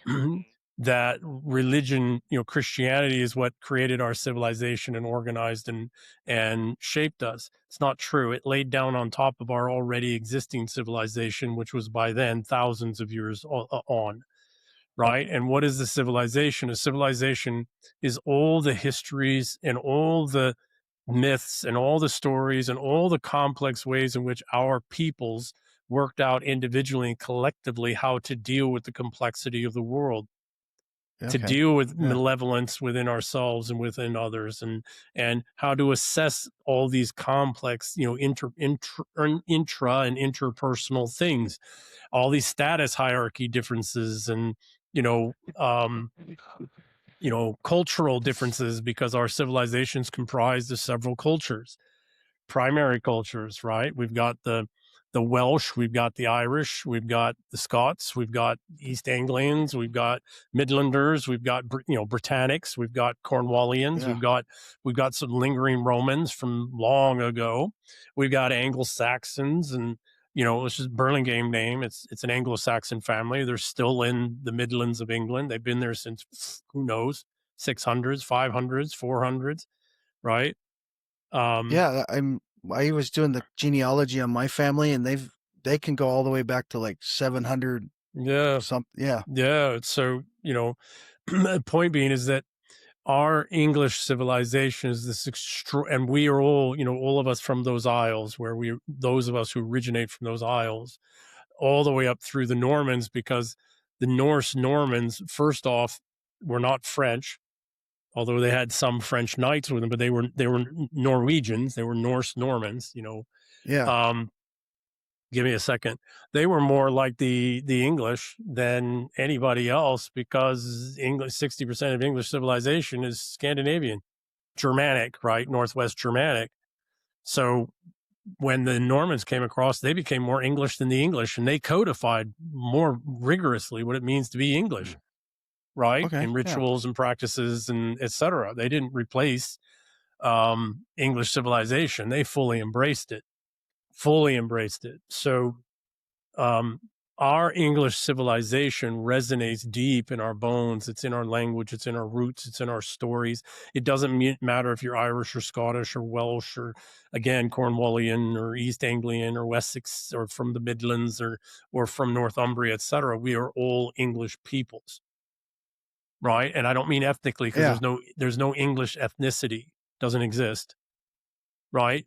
We are English peoples. Our shared history goes back thousands of years on those islands, thousands of years, right? And back, we also have to remember that the English Channel didn't exist 9,000 years ago. That was Jutland, right? Because during the before the Younger Dryas sudden melting, that was all above land, above water. Yeah. That's Jutland. Oh my God. I didn't know that. So from Northwest Germany, Scandinavia, all the way across to Ireland, and just off the west coast of Ireland, that was all land. Okay, yeah. When our peoples were there, by the way, right? So well within, right? Our peoples didn't get there afterwards. We were already there. So much of our shared Germanic English people's history and culture and civilization is under the English Channel. I was just reading about how they were looking in the English Channel, and they could see like ancient waterfalls and ancient rivers and all that stuff under there. Yeah. So point being is that our English civilization is one of the oldest, contiguous cultures and civilizations on Earth. It's one of the greatest. We are one of the few civilizations on Earth that has had such an impact. It's also why, starting, with the Second Rome, which is the Holy Roman Catholic Church, there's been such an effort and push, which really took off in the 1600s, to erase our civilizational heritage and recognition of ourselves as an actual separate, distinct civilization, and try to subsume us into European civilization, which we are not. Mm-hmm. My understanding of, basically, when I think of Rome, I think of centralization, right? Yes. And then because probably due to environmental reasons, there wasn't enough to go for centralization to really naturally occur. Well, you need to shift that. You're absolutely right, but that's not the fundamental difference between English civilization, which is Northwest Germanic peoples, Celts, Gaels, Picts, etc., is that at the core of our culture and our identity is individual sovereignty. Mm-hmm. Rome is a slaver system. Right. Rome That's what I mean by centralization. Somebody's at the top of the pyramid. Well, it's Yes, but we have that too. Actually, we are a monarchical peoples through and through, right? We are a status hierarchy peoples through and through. The difference is that in the English system, the king and the people are equal in the eyes of common law, in the eyes of, you know, you know, the putting it this way, the king and the lowest peasant are both individually sovereign, Okay. even though Yeah. we have status hierarchies, right? Mhm. This is what is very unique about, you know, English and Germanic civilizations. We are by nature coded against slavery. Would you say that's because we're really good at violence? That's certainly part of it, but you were touching on part of it also. We have much longer winters. We have much harsher winters. We have much shorter Okay. growing seasons. We've had to collaborate and work together, even across boundaries and differences, or we wouldn't make it through the winters. So what that's done, and we've also had to have a different relationship with our women, where women need to be more enfranchised, and our women, you know, we still lost some of our women, you know, a good portion of our women in childbirth. So we've always had a higher regard and status for our women, and because we're a warrior people who will fight against being enslaved, right? The Romans never Yeah. truly defeated the Germanic peoples, right? They subjugated No, they didn't. No. the Britons, but the way they actually subjugated what they called the Britons was they drafted them into Rome's legions and led them off to other parts of the empire and killed them all off in wars. That's how they actually, you know, subjugated well, first they went in, they took the tribes and turned the tribes against each other and all of that. But after that, what they did is they just took the young men, put them in legions, and with a local general, and they shipped them off to a war somewhere else in the Roman Empire. And after 20 years of service, there might be 3 of those guys or 20 of those guys that come back alive.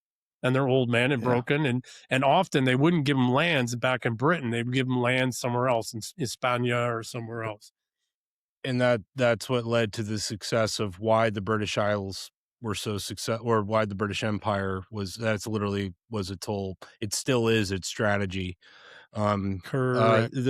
One of my questions was, because the Chinese are obviously a very old civilization Yes. too, and Yeah. Same with the Persians. Yeah. yeah, the Persians, yeah, and Yeah. you know, they're used to the divide and conquer strategy as well.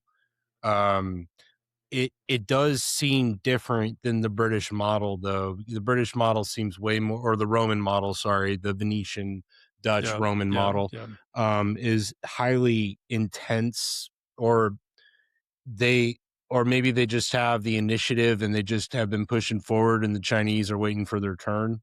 But they seem No. very capable of the same tactic historically. Okay, you're right. So there's a fundamental difference between China and the English peoples, and what would, you know, the Romans become Venetians, become Dutch, become City of London, which then makes them sea peoples. There's a fundamental difference. I mean, like, absolutely at every scale and every way, a fundamental difference in sea power civilizations and land power civilizations. Okay. And the Yes. right, and Yeah. the reason is Mhm. resource utilization, resource allocation, Routes and um, resources. routes Yeah. and resources, Yeah. population sizes, logistics for conflict, etc. China has always been a land power and land empire based people whose biggest threat was not from the sea, was always from the north. It was always land based threats. Their southwest and western isn't a threat really at all because they have the Himalayas and try to fight a war even today over the top of the Himalayas. That's why India and China have never had an all-out war, right? It's why the 2 largest populations on Earth are right there next to each other, because they have this massive mountain range between each other. And southern China is mountainous, you know, so trying to go around the Himalayas and invade through southern China is not really a good idea either. So, I guess I'm referring to how they handle the steppe people. It well, seems that they managed those tribes and they co-opted, and they were very they didn't though. They would be conquered. And then they would just absorb the conquerors and make them more Chinese than the Chinese dynasty prior. That's the Chinese way. They will try to keep you out, but that's what the Great Wall and all of that. But what will happen, what the Chinese have done extraordinarily well, is that every dynasty that's come in has been more Chinese than the dynasty before, because that's how the Chinese do it. They will bear the dynastic change for 50 to 80 years, and with 50 to 80 years, if the new invaders are able to shape up into a dynasty, they will become more Chinese than the previous dynasty. And that is how China has endured. So the priest class and the court eunuchs in China are alive and well, and they're very patient. They've done this for a very long time. Correct. You just makes total outlive. sense. You just That makes a outlive lot the of sense, invaders, yeah. right? Now, sea Yeah. power peoples don't do that. Sea power peoples have to project power, right? The land-based power peoples, and you can look at this in Russia as well. Land-based peoples absorb powers. Sea peoples have to project power. And if you take your foot off that pedal ever, you're dead. Correct. Or you'll be corrupt. You'll be taken over. Correct. So- Well, if not necessarily. If you are trying to build wealth beyond the abilities of your islands and your sea power nations, where you have to have inputs from around the world, then you have to maintain this constant outward pressure and this constant conflict in the local areas, so you can get those you can continue to get the inputs necessary to sustain your sea empire at the prices that you can both go out and take and get, but also logistically afford to ship back and then process, etc. So sea powers must constantly expand, constantly. Land powers do not. Now, here's the terribly sorry. What people need to understand is that Rome began as a sea power, not as a land power. They're on the Italian Mediterranean. boot there. They're on the Mediterranean. Their greatest enemy when they began was Carthage, and they were on the other side of the Mediterranean. And their greatest, conflicts that Rome initially engaged in were all fought across the Mediterranean. They didn't get to across the Alps and all that into the rest until quite some time later, a couple centuries later. So we need to not make the mistake that Rome, while it's on Europe and heavily focused on Europe, and most of the areas are all connected by land, what we have to remember is that at the beginning of Rome, they were a sea power fighting the most powerful sea power in the region at the time, Carthage, which is Phoenicians, right? Okay, I was going to ask you about the Phoenicians. I'm like, you said sea peoples. I'm like, wait a second. This is yeah. So when I say sea peoples, I don't necessarily mean the 17 BCE, those sea peoples. Although there's some question about whether they are the same. But what I mean is a people who are a sea power. Yeah. Okay. Right. The Romans were a sea power. The Greeks were a sea power. The Byzantines were a sea power. Later, they adopted, as they went north and west, they adopted, land power kind of warfare, but they were constantly having to, project, like I said, for sea powers. They were constantly having to project and expand the empire to get the resources and the inputs and to push the threats back, etc. Unlike China and Russia, the Russian civilization, how many times has Russia absorbed the Mongols for 300 years and still survived? China's had 18 dynastic changes. Yeah. 4/5 of them from invasion. Yeah, that makes so much more sense of why you're convinced that China is at a fundamental not the threat they're trying to make it out to be, because they're like Martin Armstrong talks about this. He's like, I was told that we're not going to war with Russia, we're going to war with China. Like that's the plan. It's nonsense. It's absolute nonsense. It is absurd. It's like, what are we talking about? Like,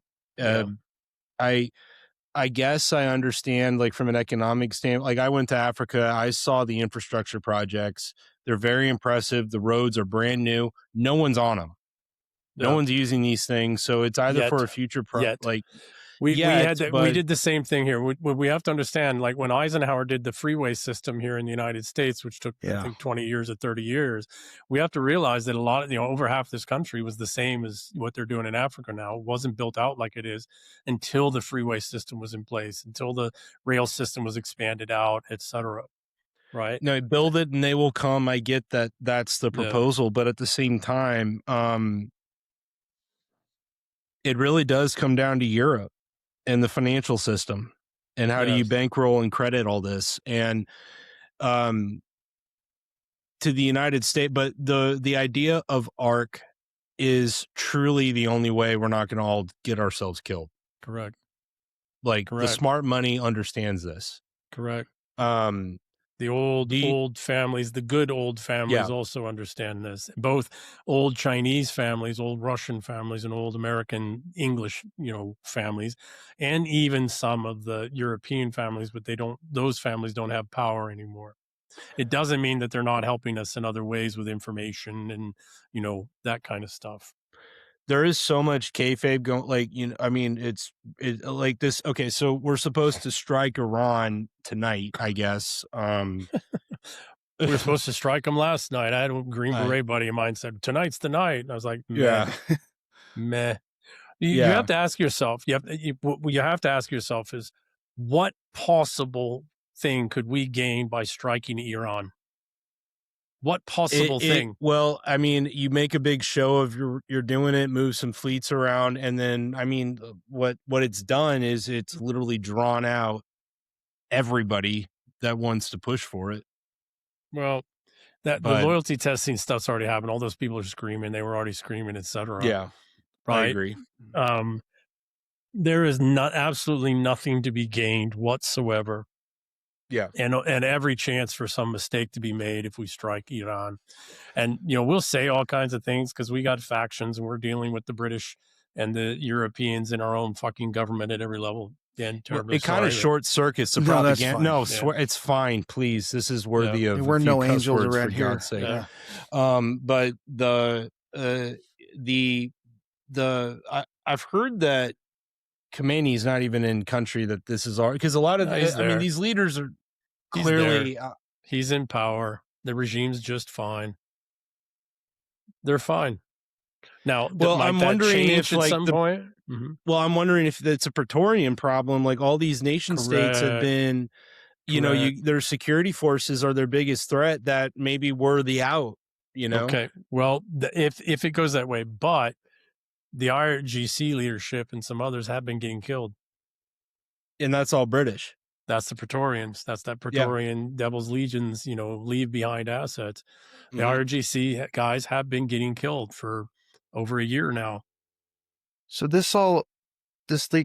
wasn't the Praetorians part of the Romans? They're like they're the Praetorian Guard, but the Praetorian Guard were just the ones that were the security for emperors, their families, for magistrates, for generals, for nobles, for senators. They were the security for anybody who was anybody in the across the entire Roman Empire.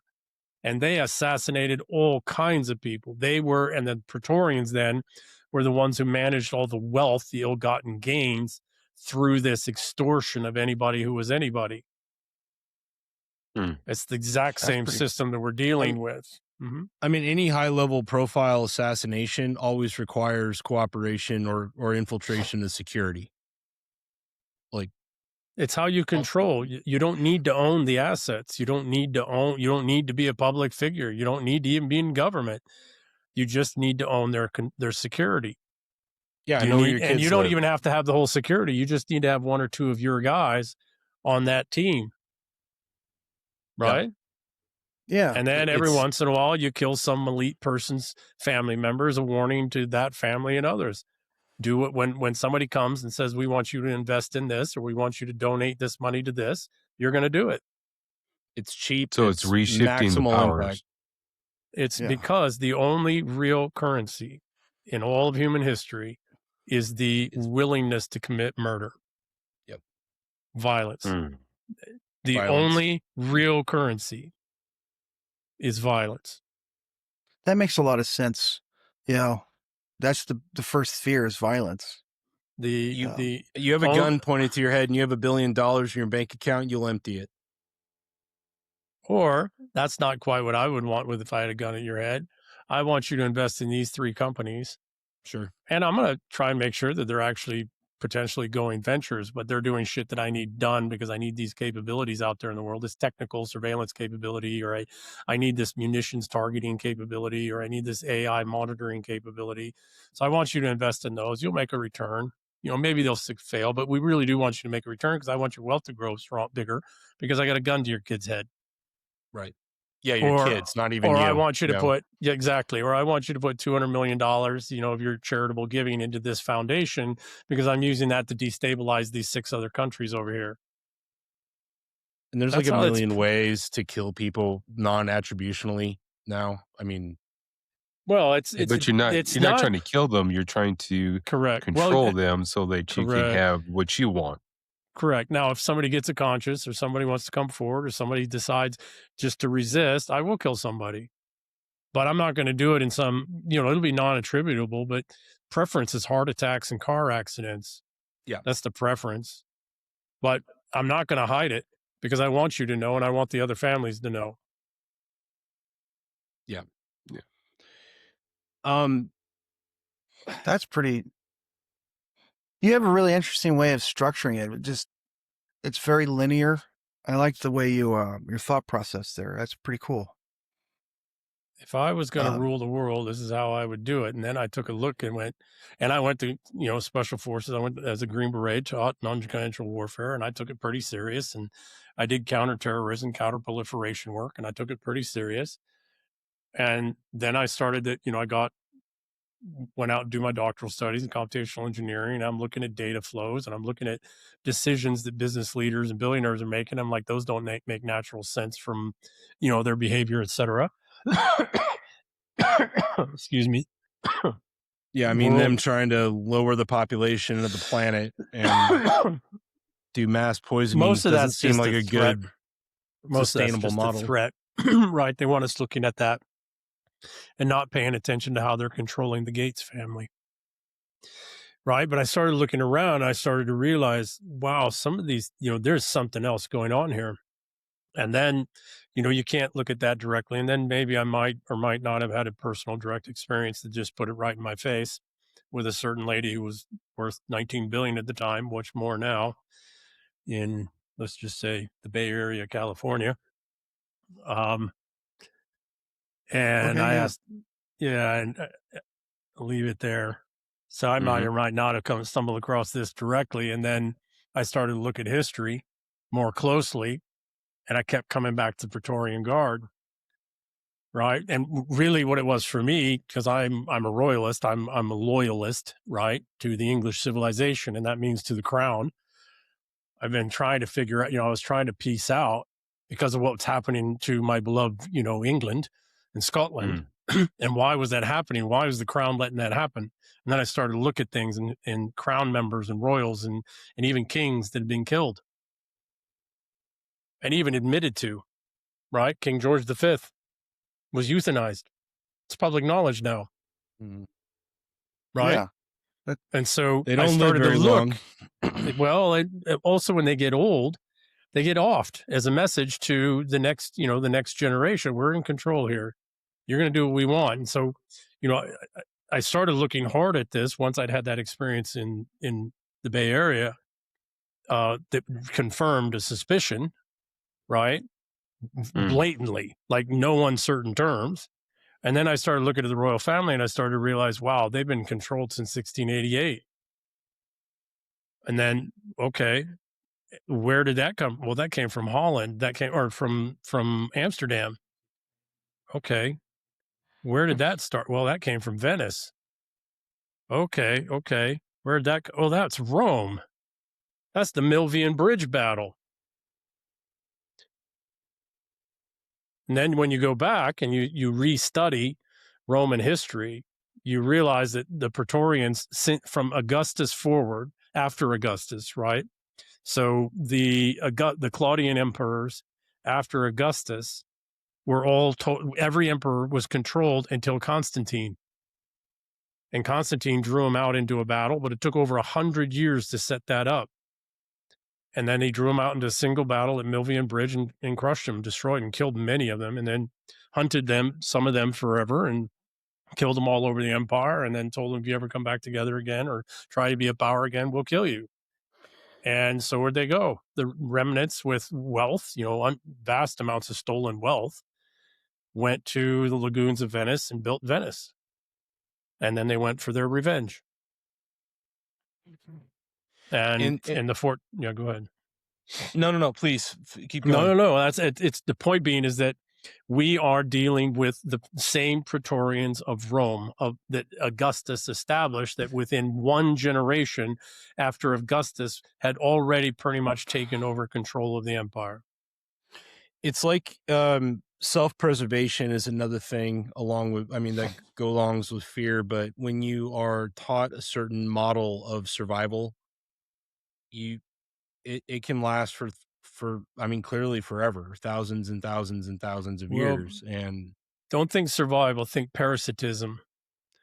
If you learn a complex form of parasitism, right, where you can survive the immune, so to me, I believe feudalism emerged in direct response to something you said earlier, to ensure a continued self-sufficient decentralization that principalities and dukedoms, et cetera, and kingdoms would fight over to make sure that they maintained independent, and that was the immune system to this Roman Praetorian slaver system, this unaccountable, nearly invisible Roman slaver system.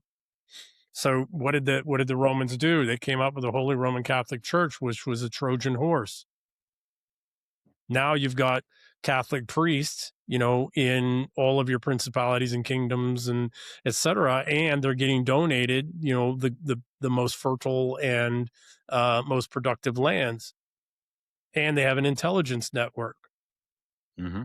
Like, you want to know that the second most, actually it's even, I don't know if it is anymore, but in the 1990s into the early 2000s, the most capable intelligence entity in the world was a church. You want to take a guess which one?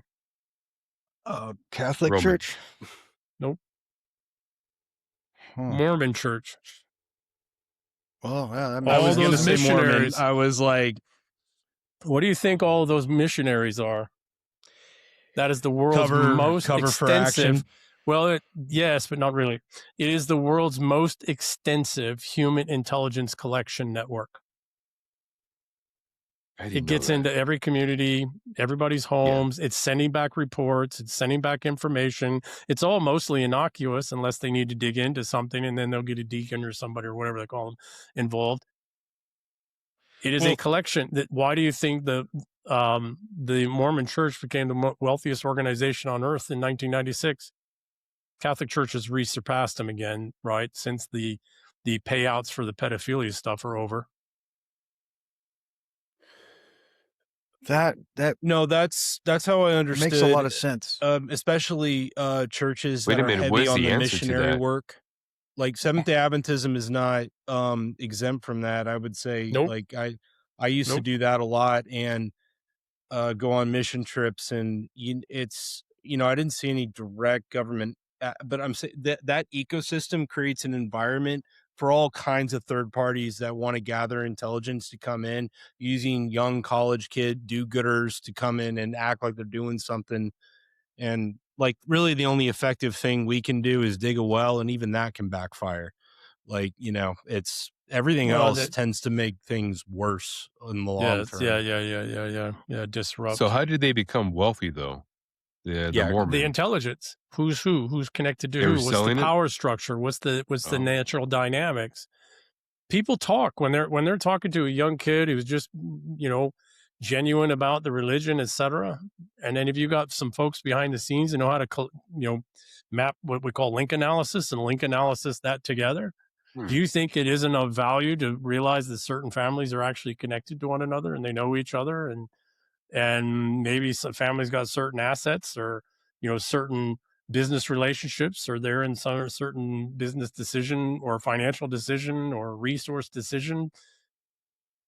It's a great scouting operation Wow. for South America that's very densely covered in jungle and into, well, not even South, That's anywhere. the other just, thing. You're mapping out. Before we had all this GPS and all this, you're mapping out everything on the ground. Yeah. Well, that makes sense. That would be a good asset to have there. It's all human assets, and they're all, yeah. Right. And they're And so spread out, and what they're did doing the good. Yeah. Carey family and the other Mormon families do? They set up private equity funds, and then, wow, they really had unique investment strategies and unique successes here and there. Well, maybe they had inside information. And all of it legitimately acquired, by the way, not fraudulently, et cetera. It was just missionary kids, and the next, somebody's interested in the next tier, missionary comes in to try and close the the relationship and get the conversion. And this is vast. You only need one agent one asset Correct. to go in that knows what they're doing. Everyone else is covered. And where do they learn that from? The Jesuits.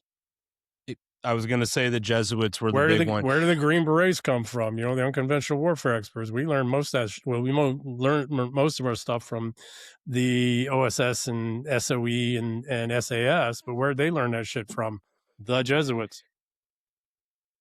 I mean, I didn't know that. I've heard the Clintons or Hillary talked about that. She's like, she loves Jesuitism, like, because these people are so, like, they're clear. I mean, once you see all this, how it works, you have two choices. You either become cynical and become a part of it, or you do the crazier thing and try to fight it.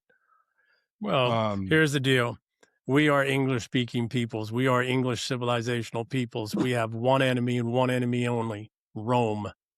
Amen. We've had the same enemy for nearly 2,000 years. Mm-hmm. One enemy and one enemy only. And they've been evolving and adapting, and they've been in control of us since 1688. And it is time to end that control, and that's what they're trying to do here in the United States right now. They're pushing back. It definitely looks like they're pushing back. We're trying to break that shadow empire from the English-speaking, from its influence over the English-speaking world. We can't do it for the whole world, right? Right now, we don't even know if we can actually do it just for the United States. We still haven't gotten to that worst part of it yet. But Texas is up for grabs. Texas is already pretty much lost. You're going to have to fight to take it back, right? So that's the other thing. 100 million people flooded into our country. 100 million in the last 40 years. How many of them are Catholics? All of them. Mostly not all of them, but a vast majority of them.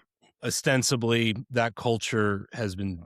Well, where they come, the ones from South America, and Central America, parts of Africa, etc. That's what I was. I should have framed it more like that. Too.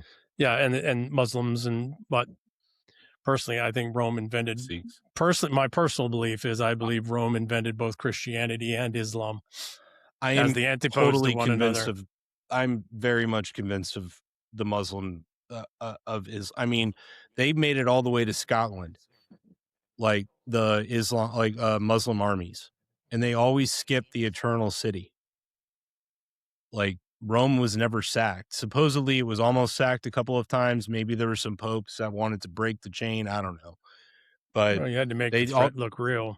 And then think about it this way. And then they occupy parts of Europe for centuries until you get enough pushback from the citizenry.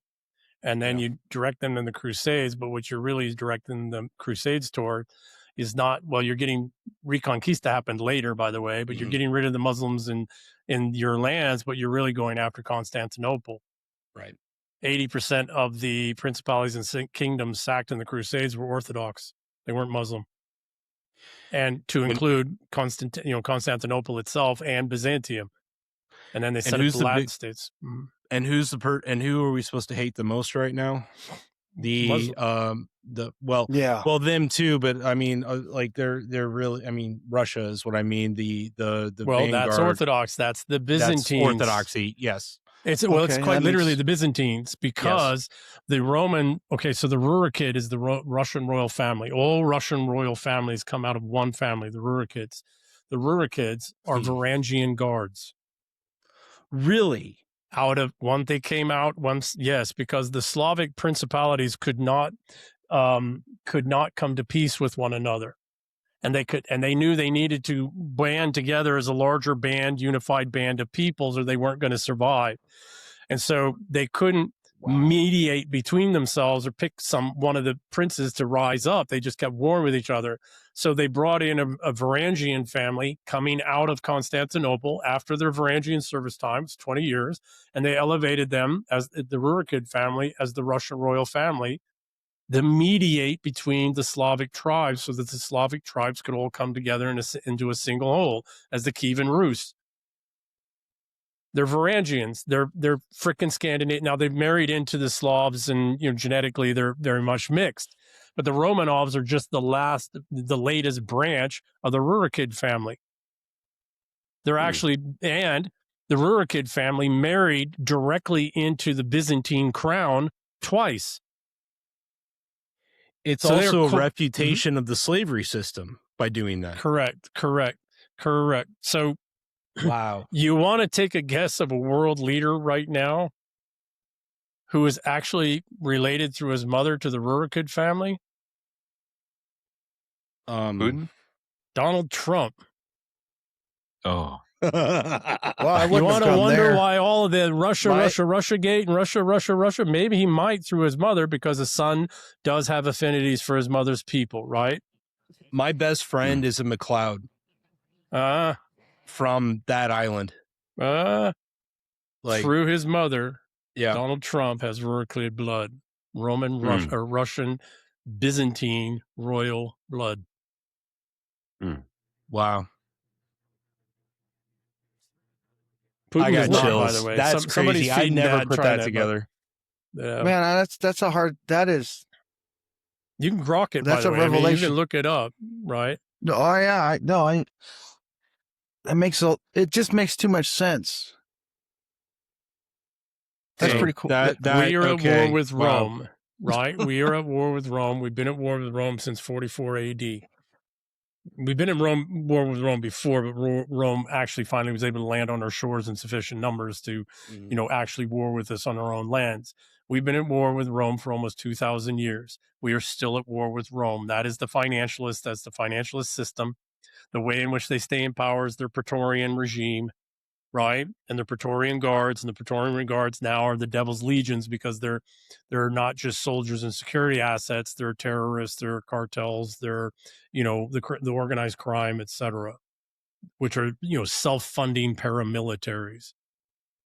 They all work. It's all Rome. Well, that makes a lot of, because I've always wanted to know, like, where did this all start? And what are they trying? How are they trying to build it? If that makes, and then this kind of like is a veil, and it's like it makes a lot of sense. It goes back a millennia. Yeah, it's scary how much sense it makes. Well, yeah, I mean, yeah, and more importantly, they've actually directly occupied us since 1688 when they sent William of Orange and Mary Stuart over, right? With an army, not an army to conquer the English, but an army to make sure that the king and queen didn't get out of line with the wishes of Rome, with the Praetorians. And they've been the security forces for the crown every minute since 1688 has been controlled by funding wise through Parliament and funding lines in the City of London. So real quick, we've kept you so long. I don't want to. I don't want to keep you any longer. It didn't feel like long. No, it didn't. no, That's the scary part about 5 or 10 minutes. I'm like, wow. Oh yeah. One question I want to ask is, why did you research all this stuff? When I was 7 years old, a sequence of events happened when I was 6 years old into 7 years old. I won't bother you with that, but it led me to trying to figure out where I was going to dedicate my mind and my life to understand, what path was I going to pursue? And again, I won't bore you with the details of it, but what I settled on is what is the task that I needed to follow. And I have every minute since, by the way, every minute, every day since, is what does it mean to be human? That's what got me to here. I'm 58 Yes. years old. I'm still answering that question. I've had to look at everything I could get my hands on, even the stuff I didn't want to look at. I've had to do as many hands-on things as you started this conversation with as I possibly could, and I've done Yeah. way more than my bio shows, or been involved in way more, and not all of them fancy highbrow things. I've been a bartender, and I've been a bouncer, and I've been, these other Okay. things, right? Sure. I've been a shoe salesman at one point, long ago, right? Not for very long, but I've been trying to answer this one question my whole life. What does it mean to be human? Because no matter what I read, what I see, all these papers, all these Bibles and all these other things, nobody seems to be, when I was a kid and even now, nobody seems to be trying to answer that one question. This one, what I think is the most important question, Okay. right? The That is other, a Mhm. very important question to ask yourself. And at 7 years old, that's pretty intense. Yeah, well, there was a sequence of things I won't bore you with, but Well, yeah. Well, yeah, I understand, but it's yeah, to be because isn't 7 year you were saying that 7 years old is about when you start you get done with all your programming. yeah. So that makes a lot of sense. Yeah, You well, and my know? mother and the living situation and some testing I had taken and some other things. So it just, Yeah. the my yeah. Anyways, I won't bore you with it, but I set myself that task. I've been trying to answer it ever since. And the other piece of it is that I had brain injuries fairly early on. I had a very rough family situation at home, shall we say? Both Yeah. my younger brother and I. So I had brain injuries fairly early on. So I had impulse control and memory issues, memory for facts and details and data, but context and concepts and ideas. Once I see it, you can't unsee it, right? So, Yeah. um, trying to, it was either going to sciences or math, and I was already doing math as a 7-year-old kid and all that kind of stuff. So it was either go down that pathway where I was having a hard time remembering the formulas and remembering these things, or try to go into something else that sucks up all that neural capacity. And also, again, because of the rough child years, gave me an escape. I could disappear into my Okay. mind into, I'm not very good at make believe. I don't hallucinate. I can't draw. I can't, I'm not visually oriented. And so this information space, and then the other piece of it is that was something actually my mother would support. She was proud of that. She would support that. Oh. Okay. Right. Intellectual pursuits, et cetera. And so where did I start? I started in religions, right? I was in the Catholic Okay. Church at the time, and then Seventh-day Adventist Church for a little while. And, Okay. and then Zen Buddhism at the same time. In martial arts training, I was introduced to Zen Buddhism, and that really unlocked. And so that's how it started. And I still, and again, if you're going to answer, what does it mean to be human? Well, you got to look at everything that humans do. You got Yeah. to look at all the ways that humans organize themselves. You have to look at all the ways that humans have tried to organize themselves or organize themselves and failed, and, all of those things. And then, Mhm. It, just real quick, I'm sorry, I hate to say that, but it's if you have any other traditions or people that are thought leaders in this or that have moved, like anthroposophy, the Steiner tradition, or what he invented with that spun out of theosophy, it means anthrosophia, right? The Mhm. human wisdom. That the the point, I'm not pushing it, I'm just saying the idea of focusing on the human and putting the human in the forefront at the center of technology, of advancement, of everything. It should be focused around the human. We haven't done that probably since we were in caves around campfires. well, I don't know Maybe. that's necessarily true. In the 1600s is where we started to go off of that. And it Yeah, really as soon took as I off. said that, I agree. Yeah. There was In a the time, yeah. 1800s is, in the Gilded Age is where we really started to go off the rails, and then lately. But even when I was a kid, it was still there down on, again, civilization wise, down under the surface, right? So I do have to run. I am getting tired. Yeah, me been at too. this Oh, since understood. early. Not a problem. Give me 1 second. Joseph Campbell, in his last series, The Power of Myth, in the 80s, it was on PBS. Joseph Campbell said that we're moving to the fourth myth-based system, humanity's fourth great myth-based system.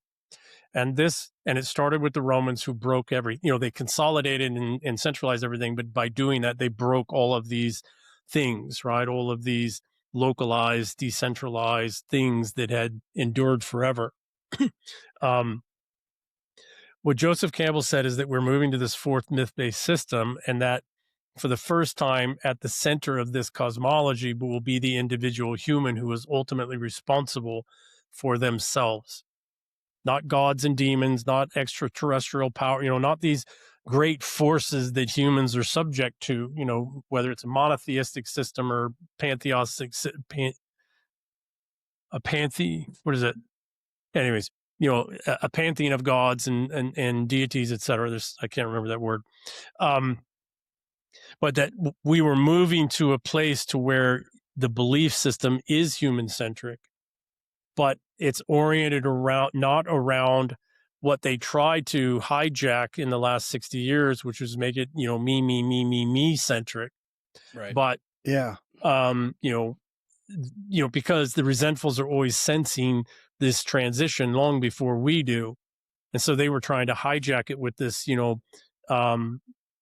this hedonistic self-oriented, human-centric oriented. Well, that's not what Joseph Campbell was talking about. He said that, the fourth myth system is a myth system where we're not subject to gods and demons and devils and great forces, etc. We're subject to the internal struggles and turmoils that we go through within ourselves. But of that and over that, we are individually responsible. Radical responsibility. I call it responsible individual sovereignty. To be sovereign, you have to actually be responsible, and you can only do that individually. Then once you have done that, right, once you are individually responsibly sovereign, then you can help other people and you can bond with. And I'll give you one last piece that comes from the Green Berets. Our motto is Deo Presso Liber.